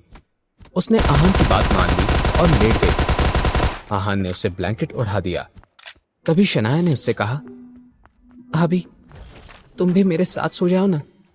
ना ही आहान शनाया को मना करना चाहता था और ना ही उसमें इतनी हिम्मत थी कि अगली सुबह शनाया को यह सब बताए। मगर उसने सोचा कि कुछ देर बाद वो अपने रूम में चला जाएगा। तो आहान ने शनाया की बात मान ली और उसके साथ बेड पर लेट गया। वो शनाया के सर पे हाथ सहलाते हुए उसे सुलाने लगा। शनाया ने आंखें बंद कर ली थी, लेकिन उसने एकदम से अपनी बड़ी बड़ी आंखें खोलकर आहान की तरफ देखा। आहान को लगा कि शनाया को कुछ चाहिए था, तो उसने शनाया की तरफ सवालिया अंदाज में देखा। शनाया ने आहान को अप्रोच करके उसके गाल पर किस कर दिया। इस हरकत से आहान शॉक हो गया था। अपने हबी के ऐसे एक्सप्रेशंस को देखकर शनाया खिलखिलाकर हंसने लगी। ऐसे ही हंसते मुस्कुराते वो दोनों कब सो गए उन्हें भी पता नहीं चला। शनाया आज का दिन और आहान आज की रात कभी नहीं भूलने वाला था। अगली सुबह गिल कंस्ट्रक्शन की कंपनी में शौर्य अपने ऑफिस में बैठा बेचैन हो रहा था। घड़ी की तरफ देखते हुए शौर्य ने अपने आप से ही कहा, अब तक तो विकी भाई ने मुझे वीडियो भेज देना चाहिए था, लेकिन ना ही उसका कोई कॉल आया है और ना ही कोई मैसेज। उम्मीद है सब सही हो गया होगा। एक काम करता हूं, मैं ही विकी भाई को कॉल कर लेता हूं। शौर्य से अब रहा नहीं जा रहा था, इसलिए उसने विकी भाई को कॉल कनेक्ट किया। बहुत देर तक बजने के बाद उसने कोई जवाब नहीं दिया, तो शौर्य ने एक बार फिर से कोशिश की। दूसरी तरफ शिमला के एक बड़े से हॉस्पिटल के अंदर जब विकी भाई ने देखा कि शौर्य गिल उसे कॉल कर रहा था तो उसे गुस्सा आ गया। पहली बार आए हुए कॉल को तो विकी भाई ने अवॉइड कर दिया, लेकिन फिर रॉकी ने अपने बॉस से कहा, विकी भाई इस मैटर को अपनी तरफ से खत्म कर दो। एक बात करके डील खत्म हो गई है, ये बता दो। बिना वजह इस मामले में फंसना हमारे लिए खतरनाक साबित हो सकता है। रॉकी की बात सही थी। विकी ने इस बारे में सोचा। एकदम से उसकी नजर अपने दाहिने हाथ की तरफ गई। उस हाथ पर बड़ा सा फ्रैक्चर लगा हुआ था। विकी भाई ने मन ही मन में कहा, नहीं, एक हाथ टूट गया है, उतना ही बहुत है। मैं अपना दूसरा हाथ भी टूटा हुआ नहीं देख सकता। ये सोचने के बाद विकी भाई ने बज रहे कॉल को उठा लिया और कहा, देखो गिल साहब, ये डील खत्म हो गई है। यह सुनकर शौर्य की आंखें चमकने लगी। उसने एक्साइटेड होते हुए कहा, इसका मतलब आपके पास वीडियो तैयार है? यह सुनकर विकी भाई का मुंह बन गया। उन्होंने अपनी बात को एक्सप्लेन करते हुए कहा, डील खत्म हो गई से मेरा मतलब है कि काम नहीं हुआ, ना वीडियो बना और ना ही मेरे और उस लड़की के बीच कुछ हुआ। एक ही पल के अंदर अंदर शौर्य के पैरों तले जमीन सरक गई। मगर ऐसा कैसे हो गया? जवाब में विकी भाई आहान का नाम लेकर शौर्य को खरी खोटी सुनाना चाहते थे, मगर उन्हें इस बात का भी डर था कि उनका दूसरा हाथ भी कहीं टूट ना जाए, तो इसीलिए उन्होंने बहाना बनाते हुए कहा, पुलिस आ गई थी इसलिए काम नहीं हो पाया और अब से हमारे बीच भी कोई डील नहीं होगी। विकी भाई ने अपना फैसला सुना दिया और फोन रख दिया। शौर्य हक्का बक्का रह गया। अब वो ये सोचने लगा कि इस सिचुएशन से अपने आप को बाहर कैसे निकाला जाए। विकी भाई को आखिरकार राहत मिल गई थी कि उनकी जान बाल बाल बच गई थी। विकी भाई ने अपने माथे पर आया पसीना पोंछते हुए रॉकी से कहा, पता नहीं कि वो आहान इतना स्किलफुल मार्शल आर्टिस्ट उस गिल परिवार में घर जमाई बनकर क्यों रहता है। अपने फाइटिंग स्किल्स के जोर पर वो गिल परिवार में से 10 गुना अमीर बन सकता है। खैर जाने दो, आगे से हमें आहान से और उसकी बीवी से बिल्कुल भी नहीं उलझना है। दूसरी तरफ शौर्य की हालत खराब हो चुकी थी। उसे इस बात का पूरा यकीन था कि शनाया कल जो कुछ भी हुआ उस पूरे मामले को इतनी आसानी से भूलने वाली नहीं थी। इसलिए शौर्य परेशान हो रहा था कि तभी किसी ने उसके ऑफिस का दरवाजा खोला। शौर्य ने देखा कि दरवाजे पर कोई और नहीं, शगुन खड़ी थी। उसने शौर्य के पास आते हुए उससे गॉसिप करते हुए पूछा, क्या तुम जानते हो, कल दोपहर को शनाया विक्की भाई नाम के गुंडे से मिलने गई थी, और इतना ही नहीं, वो दोनों प्लाजा बार के एक प्राइवेट रूम में अकेले थे। शगुन के इस सवाल को सुनकर शौर्य ने कुछ रिएक्ट नहीं किया और जवाब देने के बजाय उससे ही उल्टा सवाल करते हुए कहा, तुम्हें इस बारे में किसने बताया शगुन? शगुन का ध्यान तो शनाया के इस बारे में हो रहे गॉसिप पर था, इसलिए उसने शौर्य के चेहरे पर उड़ा हुआ रंग नोटिस ही नहीं किया। शगुन ने शौर्य को जवाब देते हुए कहा, मेरी एक दोस्त कल उसी बार में थी, उसने ही मुझे कॉल करके शनाया के इस नए स्कैंडल के बारे में बताया। शगुन की यह बात सुनकर शौर्य के दिमाग में एक शैतानी आइडिया आ गया। वैसे तो शगुन शौर्य से कम चालाक नहीं था, मगर जब भी बात शनाया की होती थी शगुन का दिमाग चलना बंद हो जाता था। और इसी ही बात का फायदा उठाते हुए शौर्य ने उससे कहा, शगुन, मैं भी इस बारे में जानता हूं। एक्चुअली मैंने तो सुना है कि शनाया आज सुबह तक वहीं थी, उस गुंडे के साथ। ये सुनकर शगुन का मुंह बन गया। उसने शनाया की बुराई करते हुए कहा, क्या यश मेहरा की बात अब ये विकी भाई? क्या सच में शनाया इतनी गिरी हुई हरकत करने लगी है? क्या उसे हमारे फैमिली की प्रेस्टीज से कोई लेना देना नहीं है? शौर्य, तुम्हें क्या लगता है उसने ऐसा क्यों किया होगा? शौर्य को इसी सवाल का तो इंतजार था। उसने कुछ सोचने का नाटक किया और फिर शगुन से कहा, मैं भी नहीं जानता, लेकिन एक बात हो सकती है। मे बी वो स्प्रिंग कॉरपोरेशन का प्रोजेक्ट हथियाने के लिए विकी भाई जैसे गुंडे की मदद लेना चाहती है। ये सुनते ही शगुन का चेहरा गुस्से से लाल हो गया।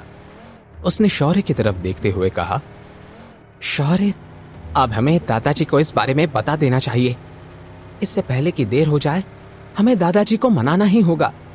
एक बार उन्हें शनाया का सच पता चल जाए तो जैसे दादाजी ने शनाया को स्प्रिंग कॉरपोरेशन वाले प्रोजेक्ट से निकाला था, वैसे ही उसे कंपनी से और हद तक की परिवार से भी धक्के देकर निकाल देंगे। चलो हम चलते हैं। शौर्य यही तो चाहता था। अब उसे कुछ कहने की जरूरत ही नहीं थी। शनाया के अगेंस्ट शगुन ही सब कहने वाली थी, तो इसलिए शौर्य ने शगुन की बात पर हामी भर दी और दोनों शौर्य के ऑफिस से बाहर निकल गए। जब शौर्य और शगुन उनके दादाजी आनंद गिल के ऑफिस में पहुंचे, उन दोनों की आंखें खुली की खुली रह गई। शनाया और आहान पहले से ही आनंद गिल के सामने बैठे हुए थे। शौर्य और शगुन की तरफ देखकर आनंद गिल उन्हें गुस्से से घूरने लगे। अपने दादाजी की ऐसी नजरों को नोटिस करने के बाद शौर्य समझ गया कि शनाया ने उसकी शिकायत पहले ही कर दी थी। अब वो सोचने लगा कि क्या किया जाए। तभी शगुन ने शनाया की तरफ गुस्से से देखते हुए कहा, शनाया, तुम कितनी बेशर्म हो। तुम्हारी दादाजी के पास आकर बैठने की हिम्मत कैसे हुई?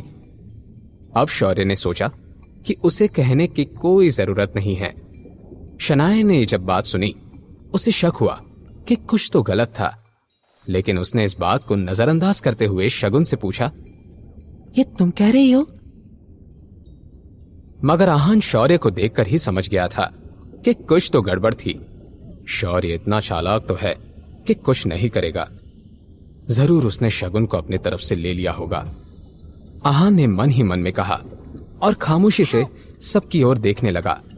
शगुन ने हंसते हुए शनाया की तरफ देखा और बोली, मैं क्या कह रही हूं? यश मेहरा के बाद अब विकी जैसा गुंडा? क्या तुम्हारे अंदर शर्म नाम की चीज नहीं है? शौर्य ने कल तुम्हें विकी के कमरे में जाते हुए देखा और तुम तो पूरी रात भर भी नहीं आई और पूछ रही हो कि मैं क्या कह रही हूं? शनाया को अब समझ में आ गया कि शौर्य इतना आराम से क्यों खड़ा था। उसने पूरी कहानी को अपने पॉइंट ऑफ व्यू से बयां किया था।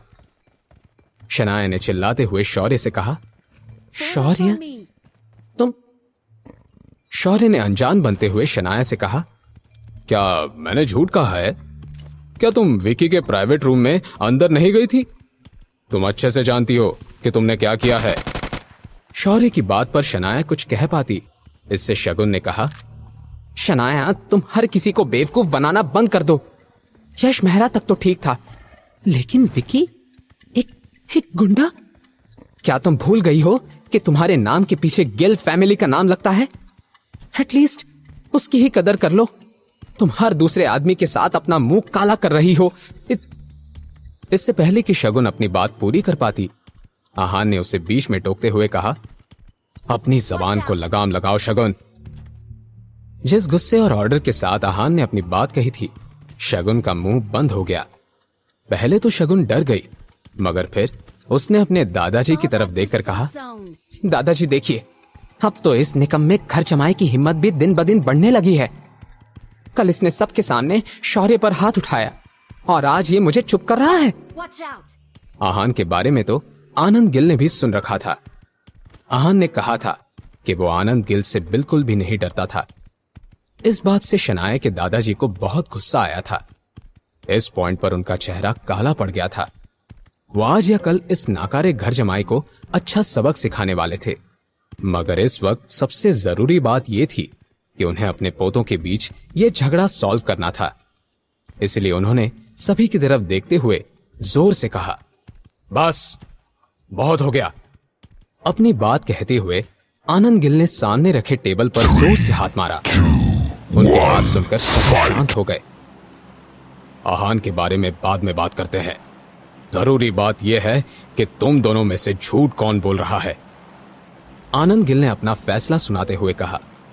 जाहिर सी बात थी, उनके लिए आहान बिल्कुल भी जरूरी नहीं था। आनंद गिल ने कभी भी आहान को अपने परिवार का हिस्सा माना ही नहीं था और उन्हें ये प्रॉब्लम सॉल्व करना ज्यादा जरूरी लग रहा था। अपने दादाजी की इस बात को सुनकर शौर्य और शगुन नॉर्मल थे, मगर शनाया, उसके चेहरे का रंग पीला पड़ गया था। दादाजी ने जो भी कहा उसका यही मतलब है कि उन्हें शुरुआत से मेरी कही एक भी बात पर बिल्कुल भी भरोसा नहीं था।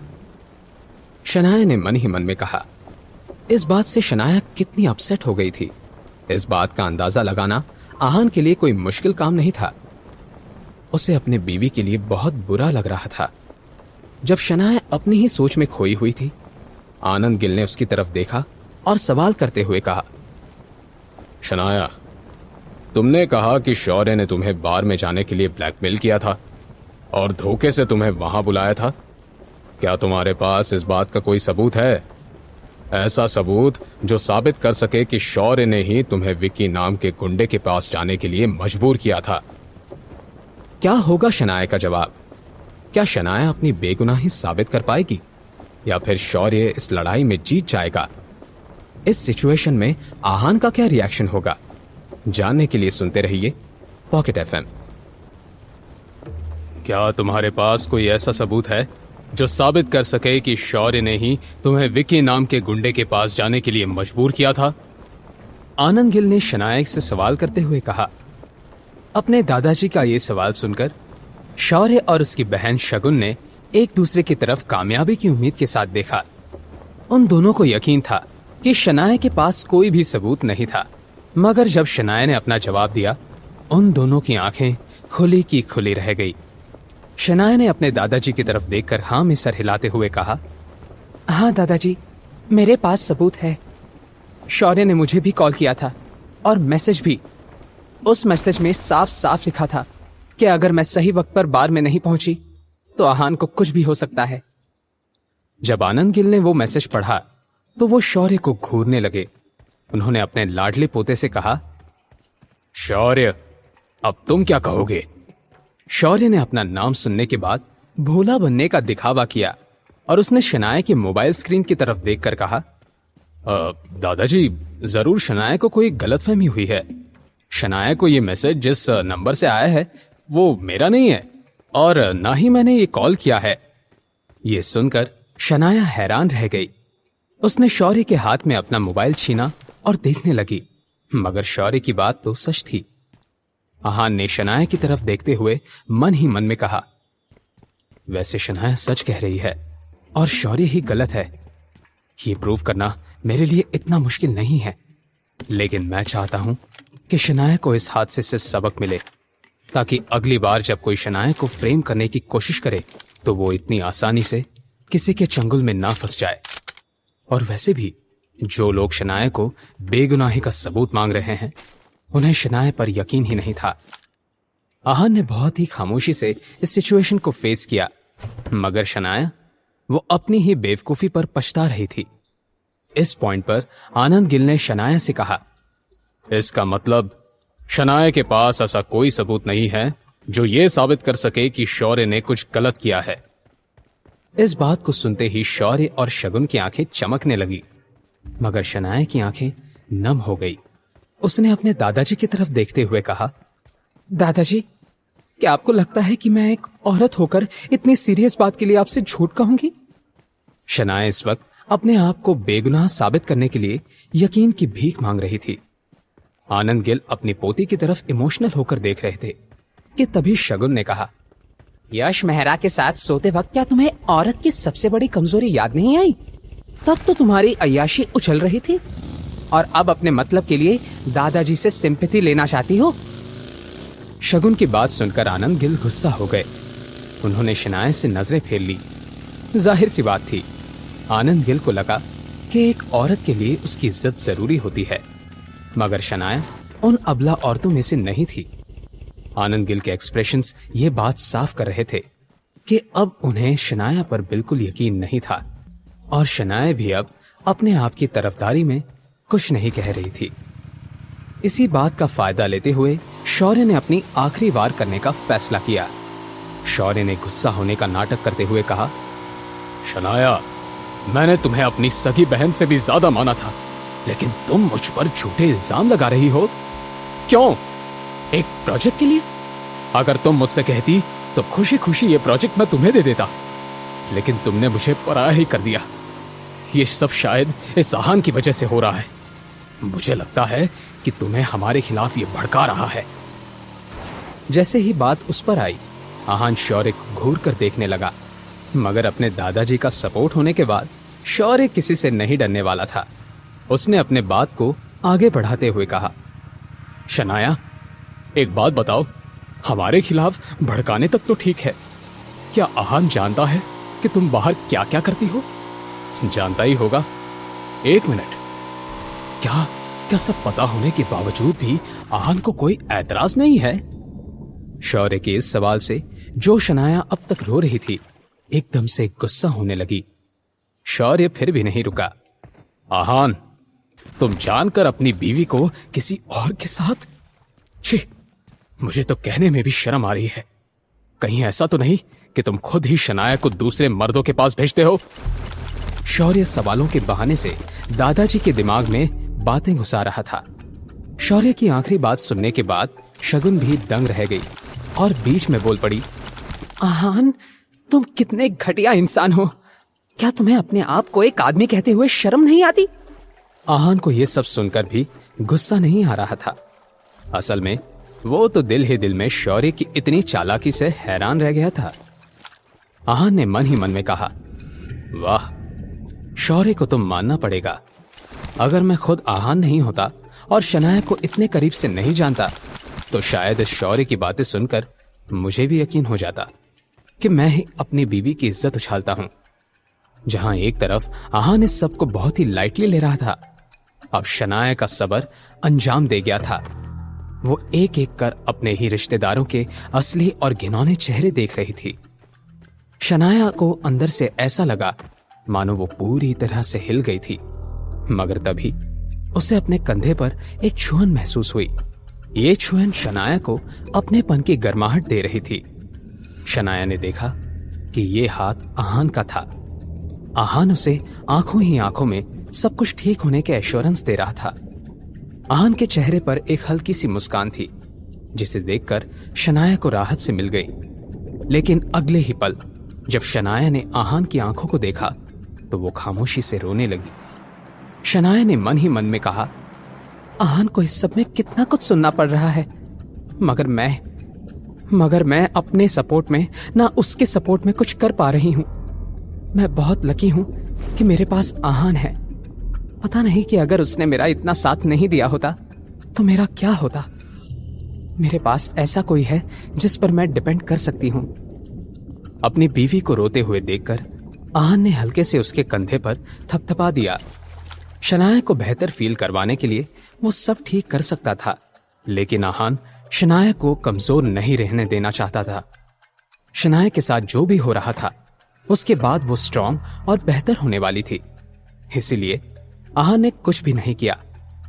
आनंद गिल ने अपनी पोती से सवाल करते हुए कहा, शनाया, क्या शौर्य सच कह रहा है?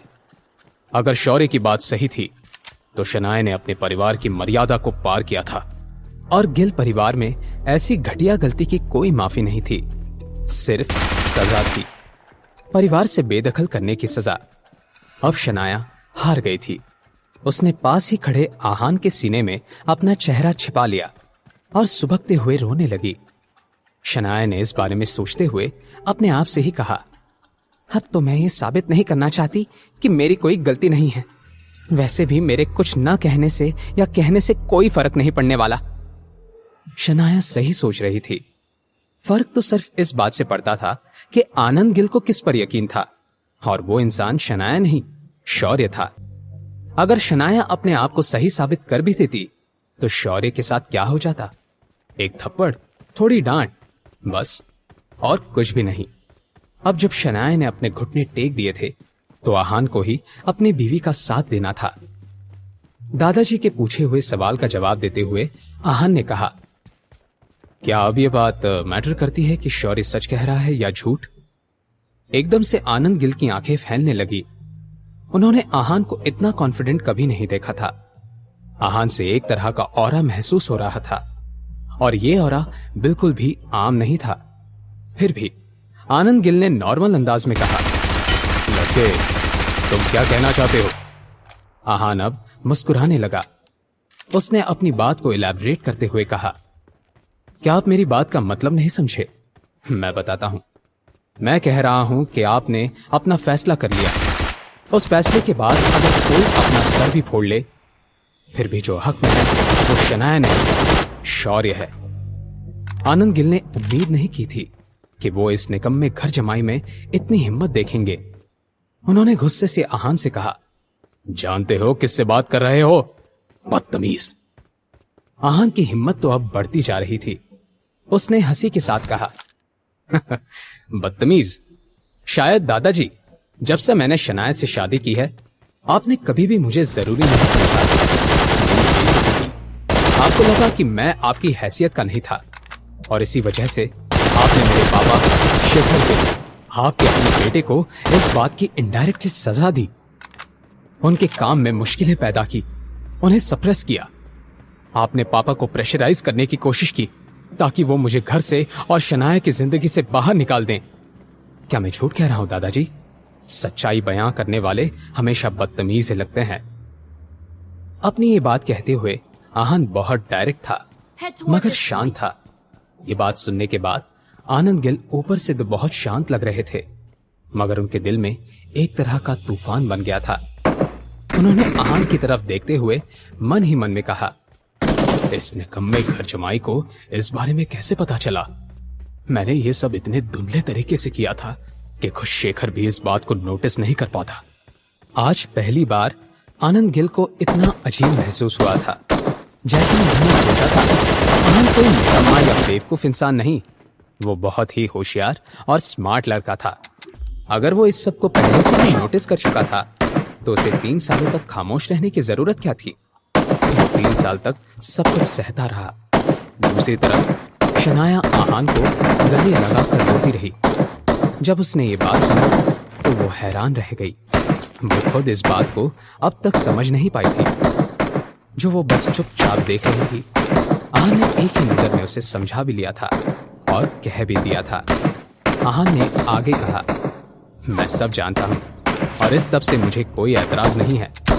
मुझे बस एक ही बात से प्रॉब्लम है कि इस सब में शनाया को जानबूझकर इन्वॉल्व किया गया है और उस पर ज्यादती हो रही है। आहान की बात सुनकर एकदम से आनंद गिल की धड़कनें तेज हो गई। अब तक जो आहान बस बात कर रहा था, अब वो एकदम गुस्सा होने लगा था। आनंद गिल ने अपने अंदाज में आहान पर दबाव डालने की कोशिश की और कहा, शनाया मेरी पोती है। मगर उन्हें कहां पता था कि अगर बात डोमिनेट करने की थी तो आहान कोई और नहीं, रायजादा खानदान का वारिस था। वो रायजादा खानदान जो अपने डोमिनेंस के लिए जाना जाता था। आहान ने आनंद गिल से कहा, और वो मेरी बीवी है। आप चाहे तो मुझे परेशान कर सकते हैं, मैं चुपचाप सब सह लूंगा, मगर शनाया को नहीं। उन्हें जरा भी तकलीफ नहीं होनी चाहिए। आहान की ये बात सुनकर शनाया इमोशनल होकर रोने लगी। वो समझ नहीं पा रही थी कि ये खुशी के आंसू थे या दुख के। पापा सही कहते हैं, मेरे पास हमेशा से हीरा है, मगर उस हीरे ने हमेशा कोयला होने का दिखावा किया था। आहान, तुम्हारे बगैर मेरा क्या होता? शनाया ने मन ही मन में कहा। जब आहान ने अपनी बात को डायरेक्ट अंदाज में कहा तो आनंद गिल ने भी एक मौका लेकर कहा, और अगर शनाया को तकलीफ हुई तो? इस सवाल से आहान के चेहरे पे कोई बदलाव नहीं आया। उसने बहुत शांति से कहा, तो गिल परिवार को इसकी कीमत चुकानी पड़ेगी।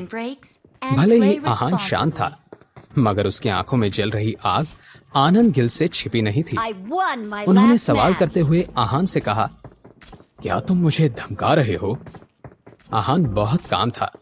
उसने जवाब में कहा, अगर आप उसे धमकी समझ रहे हैं तो धमकी ही सही, आहान ने फिर एक बार गहरी सांस ली It is showtime. और आनंद गिल Good से luck, डायरेक्ट mates. अंदाज में कहा, आज मैं आखिरी बार आपको दादाजी कहकर बुला रहा हूं।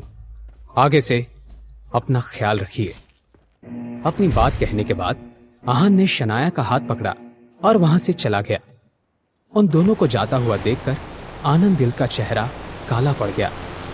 कंपनी के बाहर जाने तक शनाया ने आहान का हाथ पक्का पकड़ रखा था। आहान का हाथ छोड़कर जब शनाया उसकी बाइक पर उसके पीछे बैठी, शनाया को इस बात का एहसास हुआ कि अब गिल परिवार से उसका रिश्ता टूट चुका था। पहले कभी शनाया ने इस बारे में सपने में भी नहीं सोचा था, मगर जो हुआ उसे कौन बदल सकता था। पहले तो शनाया को बस इसी बात की तसल्ली थी कि इस सब में वो अकेली नहीं थी, आहान उसके साथ था और उसने दादाजी के सामने शनाया की तरफदारी करने के लिए बिना डरे बात की थी। शनाया को कुछ खोने का गम नहीं था, वो तो बस जो था उसके साथ ही खुश थी। शनाया को रियलाइज हुआ कि असली आहान ऐसा दिखता था, इतना कॉन्फिडेंट, इतना ब्रेव। आहान के बारे में सोचते हुए शनाया घर पहुंच गई, मगर जैसे ही वो दोनों अंदर गए, यामिनी गिल ने गुस्से से आहान से कहा, आहान, तुम हर बात बर्बाद क्यों कर देते हो? अब क्या हो गया था? क्या आहान की वजह से कोई और मुसीबत आ गई थी? जानने के लिए सुनते रहिए पॉकेट एफएम। गिल कंस्ट्रक्शन की बिल्डिंग में शौर्य अपने कमरे में बैठा हुआ बहुत खुश लग रहा था। वाह, क्या दिन है आज का। विकी भाई से बात करने के बाद मैं घबरा गया था कि मेरे साथ क्या होगा, लेकिन शगुन की बेवकूफी और मेरे प्रेजेंस ऑफ माइंड की वजह से आज सब कुछ वैसा हो गया जैसा मैं चाहता था। अब सारी इंजीनियर टीम मेरी, स्प्रिंग कॉर्पोरेशन का प्रोजेक्ट मेरा और इस कंपनी के हेड की पोजीशन भी मेरी। बेचारी शनाया गुस्से में फूल कर या तो घर में तमाशा कर रही होगी या फिर रो रही होगी। शनाया की हालत को इमेजिन करते हुए शौर्य ठहाके लगाकर हंसने लगा। तभी उसके ऑफिस का दरवाजा खुला। शौर्य ने देखा कि उसके पापा नीरज गिल अंदर आ रहे थे। बेटा, चलो, हमें स्प्रिंग कॉर्पोरेशन जाना है, हमारे प्रोजेक्ट की पहली मीटिंग है आज। ये सुनते ही शौर्य के चेहरे पर छाई हुई खुशी कहीं गायब हो गई। पिछली बार जो कुछ भी हुआ था, उसके बाद शौर्य को उस बेइज्जती के सपने भी आते थे। यश मेहरा के तो ख्याल से ही अब शौर्य को घबराहट होने लगी थी। उसने इस बात को टालने की कोशिश करते हुए कहा, क्या हमें जाना जरूरी है? प्रकाश चाचू को भेज देते हैं, और वैसे भी मीटिंग में डिस्कस करने जैसा है ही क्या? नीरज गिल अपने बेटे को समझाते हुए बोले, शौर्य, तुम इस प्रोजेक्ट के हेड हो, तो प्रकाश या बाकी कोई जाकर क्या करेगा? और वैसे भी यश मेहरा अब हमारा कुछ नहीं बिगाड़ सकता। हमारे पास लीगल कॉन्ट्रैक्ट है जिसे यश मेहरा ने खुद साइन किया है। ठीक है पापा, चलते हैं। शौर्य यह सोचकर मान गया था कि दिल्ली के रायजादा परिवार से दोस्ती करने का यह उसका इकलौता मौका था, मगर रायजादा खानदान के असली वारिस से तो शौर्य के अलग ही मसले थे। वहीं शहर के दूसरे कोने में जैसे ही आहान और शनाया घर के अंदर गए, यामिनी गिल ने गुस्से से आहान की तरफ देखा। आहान, तुम हर बात बर्बाद क्यों कर देते हो? अगर तुम शेखर की और शनाया की मदद नहीं कर सकते तो चुपचाप घर संभाला करो। ऑफिस में जाकर पापा जी से झगड़ा करने की तुम्हें क्या जरूरत थी भला? अपनी सासू मां की डांट सुनकर आहान को आज जरा भी फर्क नहीं पड़ा। उसने बेफिक्र लगते हुए मिसेस यामिनी गिल से कहा, मॉम, क्या हुआ है?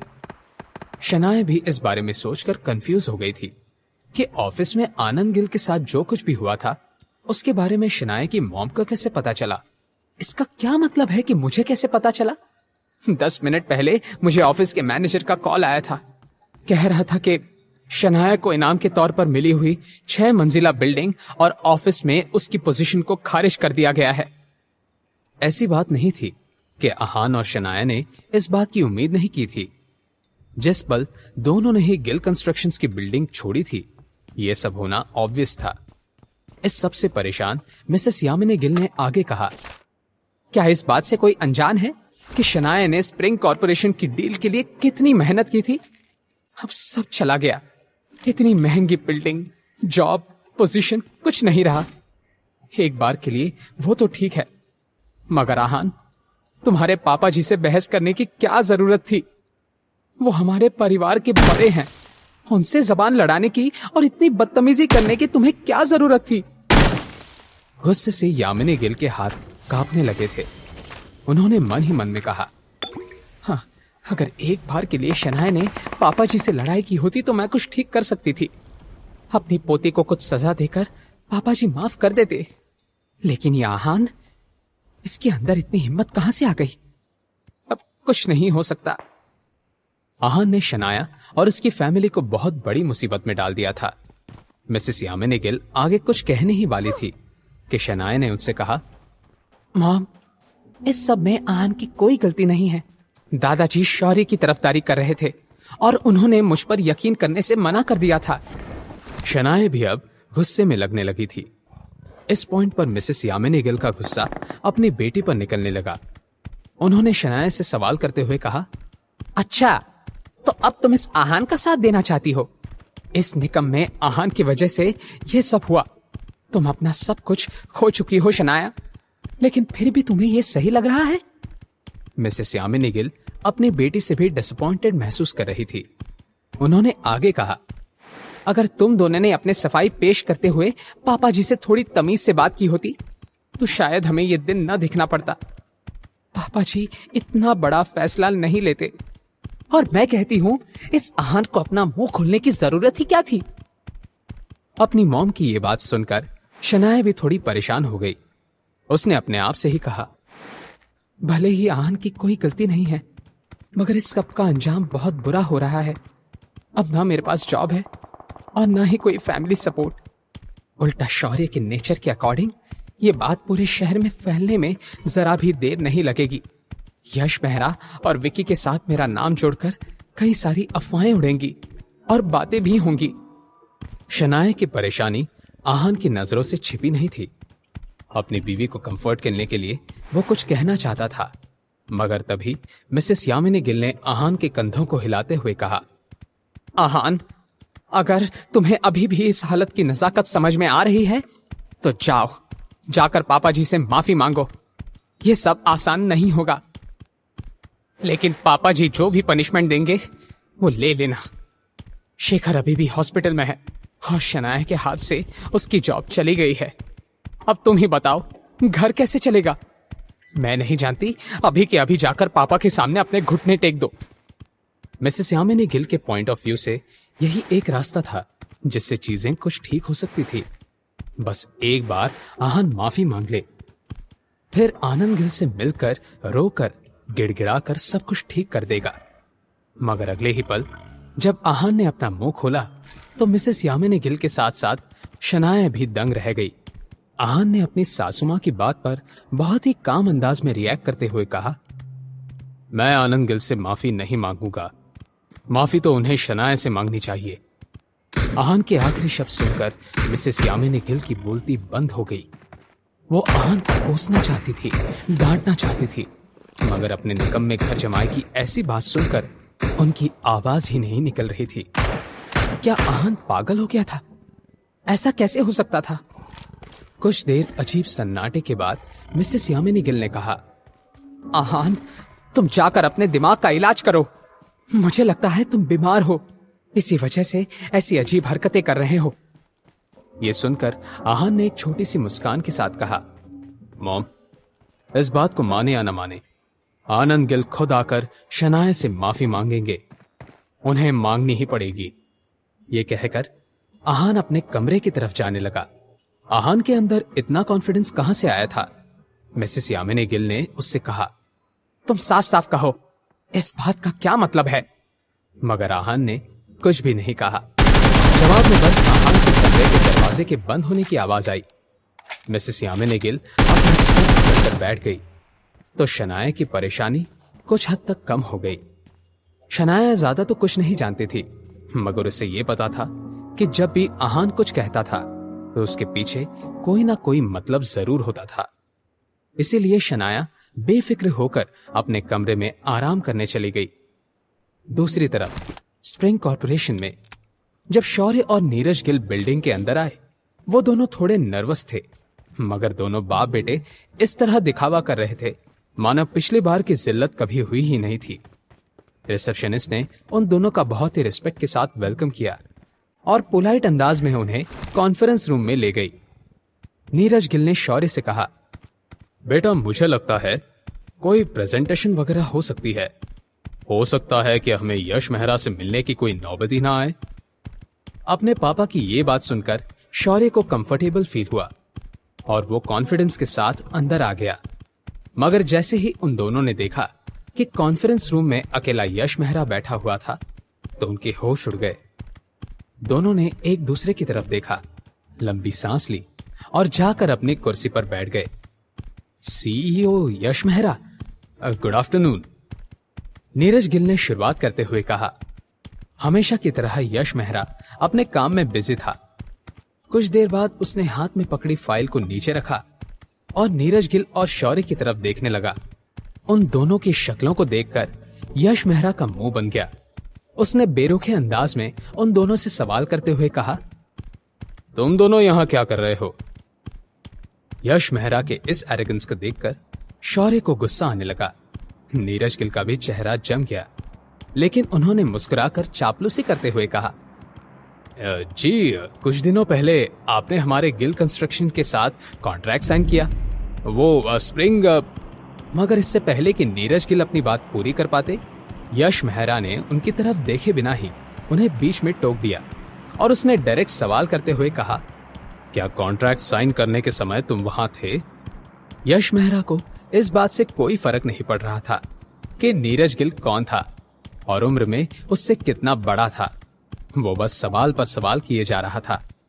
नीरज गिल ने कहा, जी नहीं, तब तो हम दोनों यहां नहीं थे, लेकिन इस बात से क्या फर्क पड़ता है? हमारी कंपनी ने यह प्रोजेक्ट हमें सौंपा है, तो आप बेफिक्र होकर हमारे साथ काम शुरू कर सकते हैं। ये सुनकर यश मेहरा ने इस तरह रिएक्ट किया मानो कुछ सोच रहा हो, और फिर कुछ देर की खामोशी के बाद उसने कहा, मुझे फर्क पड़ता है। जिसके साथ मैंने कॉन्ट्रैक्ट साइन किया था, मैं उसके साथ ही मिलना चाहता हूं। अब यश जिद पर अड़ गया। नीरज ने लाचार होकर सवाल किया, सीईओ मेहरा, आप मेरी मुश्किलें क्यों बढ़ा रहे हैं? इस बात को सुनकर यश मेहरा ने ऐसा मुंह बनाया मानो किसी कचरे के डिब्बे को देख रहा हो, और उसने कहा, निकलो यहां से। मैं तभी मीटिंग करूंगा जब मिस शनाया खुद यहां आएंगी। शौर्य को इस सब में इरिटेशन हो रही थी। उसके पापा से कुछ नहीं होने वाला था, इसीलिए शौर्य ने बीच में बात करते हुए कहा, मिस शनाया वो बहुत बिजी हैं। एक्चुअली वो 1 महीने की लंबी वेकेशन के लिए गई हुई हैं। ये एक सही जवाब था। अब यश कोई बहाना नहीं बना सकता था, लेकिन आगे यश मेहरा ने जो कहा उसे सुनकर दोनों बाप बेटे शॉक्ड हो गए। यश मेहरा ने कहा, तो फिर कोई बात नहीं, वो जब वापस लौटेगी काम तभी शुरू होगा। मैं उनका वेट कर सकता हूं। शौर्य को अब इतना गुस्सा आ रहा था कि उसने अपनी मुट्ठियां कस ली और बोला, क्या आप अपने पर्सनल रीजंस की वजह से काम को लेट करेंगे? हमने कॉन्ट्रैक्ट साइन किया है, और अगर इस सब के बारे में आपके सुपीरियर ऑफिसर्स को पता चल गया तो अच्छा नहीं होगा। शौर्य की इस बात में वार्निंग झलक रही थी। यह सुनकर यश मेहरा के चेहरे पर टेढ़ी मुस्कान आ गई। उसने शौर्य की आंखों में आंखें डालकर देखा और सवाल करते हुए कहा, क्या तुम मुझे धमकी देने की कोशिश कर रहे हो? यह सवाल सुनकर नीरज गिल अब खामोश नहीं रह सकता था। यश मेहरा को नाराज करना उस पर बहुत भारी पड़ सकता था। इसलिए नीरज गिल ने एक बहुत बड़ी सी मुस्कान के साथ जवाब देते हुए कहा, सीईओ यश मेहरा, आप जरूर मजाक कर रहे हैं। हम आपको धमकी कैसे दे सकते हैं भला? बात यहीं खत्म हो गई थी।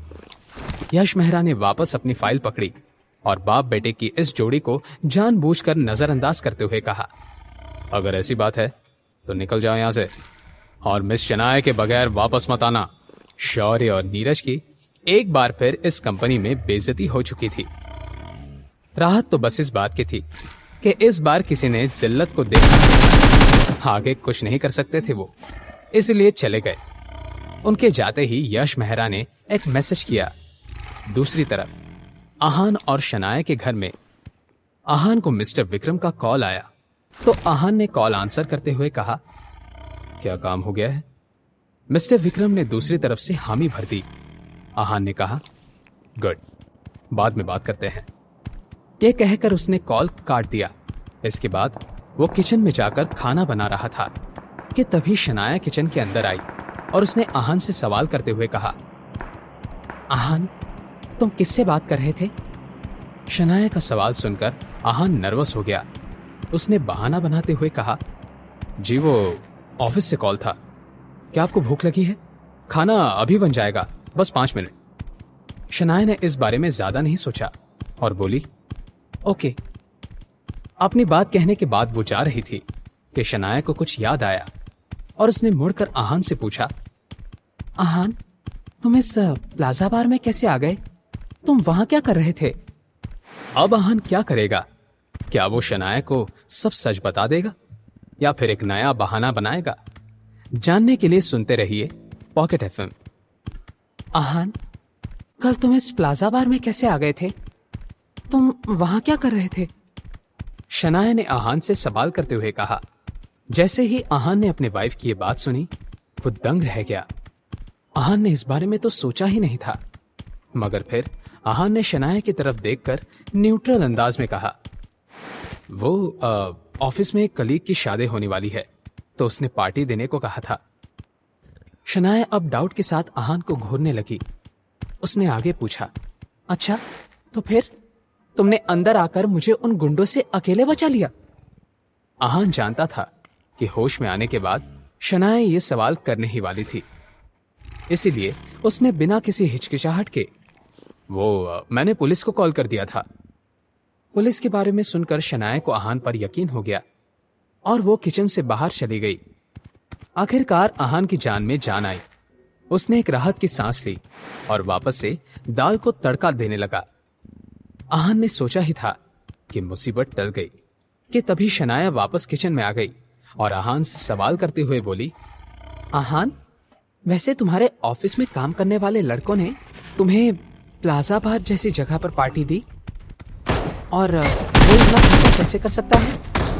शनाया बहुत स्मार्ट थी और जितने आहान उसे 5-10 हजार ज्यादा खर्चा प्लाजा बार जैसी जगह पर एक वक्त के खाने और ड्रिंक्स का होता था, इसलिए शनाया का सवाल लॉजिकल था। आहान ने एक गहरी सांस ली और नॉर्मल होने का प्रिटेंड करते हुए बोला, जी सही है, इतना खर्चा तो हम भी नहीं कर सकते। शनाया जानती थी, इसलिए वो अब सवालिया नजरों से आहान की तरफ देखने लगी। आहान ने कुछ सोचा और कहा, वो हमें ऑफिस की तरफ से वाउचर्स मिले थे, इसलिए हम वहां गए थे। अब तो शनाया के पास सवाल करने की कोई जगह ही नहीं बची थी, इसलिए उसने हाँ में सर हिलाया और जाकर डाइनिंग टेबल पर बैठ के अपने खाने का इंतजार करने लगी। मेरी तो जान ही निकल गई थी, आहान ने अपने आप से ही कहा और खाना बनाने पर फोकस करने लगा। थोड़ी ही देर में खाना बन गया। आहान ने शनाया के प्लेट में खाना सर्व किया और दोनों साथ में लंच करने लगे। आहान ने नोटिस किया कि शनाया किसी गहरी सोच में डूबी हुई थी। ये बात आहान को परेशान कर रही थी। उसने दिल ही दिल में कहा, मैं नहीं चाहता कि मेरे बारे में सोच के शनाया परेशान हो जाए। आहान ने फिर कुछ सोचा और शनाया का मूड लाइट करने के इरादे से कहा, आप सोते वक्त खर्राटे लेती हैं शनाया? आहान की कही ये बात सुनकर शनाया हैरान रह गई। उसने अपनी बड़ी बड़ी आंखों से आहान की तरफ घूर कर देखा और बोली, क्या? मैं कोई खर्राटे नहीं लेती, और वैसे भी तुम्हें कैसे पता? तुम झूठ बोल रहे हो। ऐसी बात नहीं थी कि शनाया को याद नहीं था। भले ही सुबह जब शनाया की आंख खुली तो वो अपने बेड पर अकेली ही थी, मगर रात को बीच में जब शनाया की आंख खुली थी तो उसने आहान को अपने पास सोते हुए देखा। शनाया आहान के सीने पर सर रखकर सोते हुए बहुत कंफर्टेबल फील कर रही थी, लेकिन वो इस बारे में आहान को नहीं पता लगने देना चाहती थी। आहान ने शनाया की बात का जवाब देते हुए कहा, क्या मैं झूठ कह रहा हूँ? कल रात को साथ आप इतना जोर से खर्राटे ले रही थी कि मुझे काफी देर तक नींद नहीं आई। आहान की बात सुनने के बाद शनाया ने कुछ सोचा, ये आहान खर्राटों के बारे में क्यों बात कर रहा है? मुझे बहुत ही ऑकवर्ड फील हो रहा है। हाँ, अब यही रास्ता है, शनाया ने मन ही मन में कुछ सोचा और आहान की तरफ गुस्से से देखकर बोली, क्या कल रात तुम मेरे साथ सोए थे? जैसे ही ये बात बाहर आई, आहान की बोलती बंद हो गई। कल रात शनाया नशे में थी, तो वैसे भी उसे कुछ याद नहीं रहने वाला था, लेकिन आहान ने खुद ही अपनी टांग पर कुल्हाड़ी मार दी थी। उसने शनाया के सामने अपनी सफाई पेश करते हुए कहा, शनाया, वो मैंने जानबूझकर कुछ नहीं किया। आपने ही मुझसे रुकने को कहा था। सच में। आहान को देखकर यह बताना मुश्किल नहीं था कि वो कितना डरा हुआ था। अपने घबराए हुए पति की ऐसी हालत देखकर शनाया को जोर जोर से हंसने का मन कर रहा था, लेकिन वो आहान के सामने कुछ रियायत करके बात को बिगाड़ना नहीं चाहती थी। इसलिए शनाया ने बहुत ही बॉसी अंदाज में आहान की तरफ देखकर कहा, अच्छा तो ऐसी बात है, मैंने तुमसे रुकने को कहा, मुझे तो याद ही नहीं आ रहा। शनाया आहान की टांग खिंचाई कर रही थी। आहान ने कुछ सोचा और मन ही मन में कहा, शनाया को तो लग रहा होगा कि मैं कितना बदतमीज हूं, अभी मैं उनसे नजरें नहीं मिला सकता। आहान ने फिर कुछ सोचा और अपनी कुर्सी से खड़े होकर बोला, वो मैं हलवा बनाना भूल गया, अभी बना देता हूं। मीठे के बिना खाना अच्छा नहीं लगता। आप आराम से खाना खाइए, मैं अभी हलवा लेकर आता हूं। अपनी बात कहने के बाद आहान किचन की तरफ चला गया। उसने तो शनाया के जवाब का भी इंतजार नहीं किया। उसे ऐसे जाते हुए देखकर शनाया की हंसी छूट गई। खिलखिलाकर हंसने के बाद शनाया ने अपने आप से ही कहा कि आहान भी ना, उसे चिढ़ाने में अलग ही मजा आता है। जहां एक तरफ आहान और शनाया के घर हंसी मजाक का माहौल था, गिल कंस्ट्रक्शन की हवा में एक अलग ही टेंशन था। स्प्रिंग कंस्ट्रक्शन से आने के बाद शौर्य और नीरज गिल की हालत गुस्से और चिढ़ से खराब हो रही थी। इस यश मेहरा की हिम्मत तो देखो, वो रायजादा खानदान के कुत्ते जैसा है, लेकिन फिर भी हमारी इंसल्ट कर रहा है। शौर्य ने गुस्से से तिलमिलाते हुए कहा। अपने बेटे की ऐसी बात सुनकर नीरज गिल ने अपनी राय देते हुए कहा, मुझे लगता है कि जरूर उसे किसी ने ऐसा करने के लिए उकसाया होगा। वो किसी वजह से ऐसा कर रहा होगा। यश मेहरा एक बहुत ही होशियार बिजनेसमैन है, वरना वो रायजादा खानदान के लिए काम नहीं कर रहा होता। पता नहीं वो हमें इतना तंग क्यों कर रहा है। अपने पापा की बात सुनते ही शौर्य ने इंपल्सिव होकर कहा, अगर ऐसी बात है तो हमें कानून की मदद लेनी चाहिए। हमारे पास यश मेहरा ने साइन किया हुआ कॉन्ट्रैक्ट है, हम उस पर केस कर देते हैं। 1-2 नोटिस देखेगा तो उसकी अक्ल ठिकाने पर आ जाएगी। शौर्य की बात सुनकर नीरज गिल डिसएग्री होते हुए बोले, बेवकूफी मत करो शौर्य, क्या तुम सच में रायजादा खानदान के खिलाफ जाना चाहते हो? जिस कोर्ट में तुम ये केस करोगे ना, उस पूरे के पूरे कोर्ट को खरीदने की ताकत रखते हैं रायजादा। क्या एक प्यादे के लिए तुम राजा से दुश्मनी मोल लेना चाहते हो? अपने पापा की कही ये बात सुनकर शौर्य का सारा गुस्सा धरा का धरा रह गया। उसने फिर सोचा, अगर उसने गुस्से में ऐसा कोई कदम उठाया तो रायजादा खानदान उसे ऐसा गायब करेगा कि कोई भी उसे ढूंढ नहीं पाएगा। यह ख्याल ही शौर्य को डराने के लिए काफी था। शौर्य ने फिर नीरज गिल की तरफ देखकर कहा, पापा अब हम क्या करें? नीरज गिल खुद इस मैटर को लेकर परेशान थे, इसलिए उन्होंने शौर्य से कहा, पता नहीं, चलो पापा ऑफिस में आ गए होंगे, उनसे ही पूछ लेते हैं। शौर्य ने अपने पापा की बात पर हामी भर दी और इस सब के लिए शनाया को जिम्मेदार ठहराते हुए बोले, यह सब शनाया की साजिश होगी। जरूर अपने पर्सनल रिलेशंस का इस्तेमाल करके शनाया ने यश मेहरा को हमारे खिलाफ भड़काया होगा। अब दादाजी बता सकते हैं कि इस मुसीबत से कैसे रास्ता निकालना है। अब इन दोनों बाप बेटे की जोड़ी के पास अब ये एक ही रास्ता बचा था, बाकी और दोनों कर भी क्या सकते थे। इसलिए शौर्य और नीरज गिल आनंद गिल के ऑफिस में चले गए।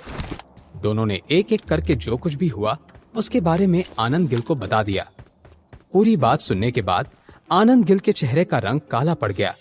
शौर्य ने फिर फ्रस्ट्रेटेड होते हुए अपने दादाजी से कहा, दादाजी ये सब जरूर उस शनाया का किया धरा है। आपके फैसले से नाराज होकर उसने ये सब किया होगा। शौर्य की बात सुनकर आनंद गिल एक गहरी सोच में पड़ गए। इस बारे में सोचते हुए उन्होंने मन ही मन में कहा, शनाया ऐसा नहीं कर सकती। बदला लेने की नीयत शनाया की नहीं है। यश मेहरा जैसा कामयाब बिजनेसमैन सिर्फ किसी लड़की के लिए अपना काम और करियर खतरे में नहीं डाल सकता।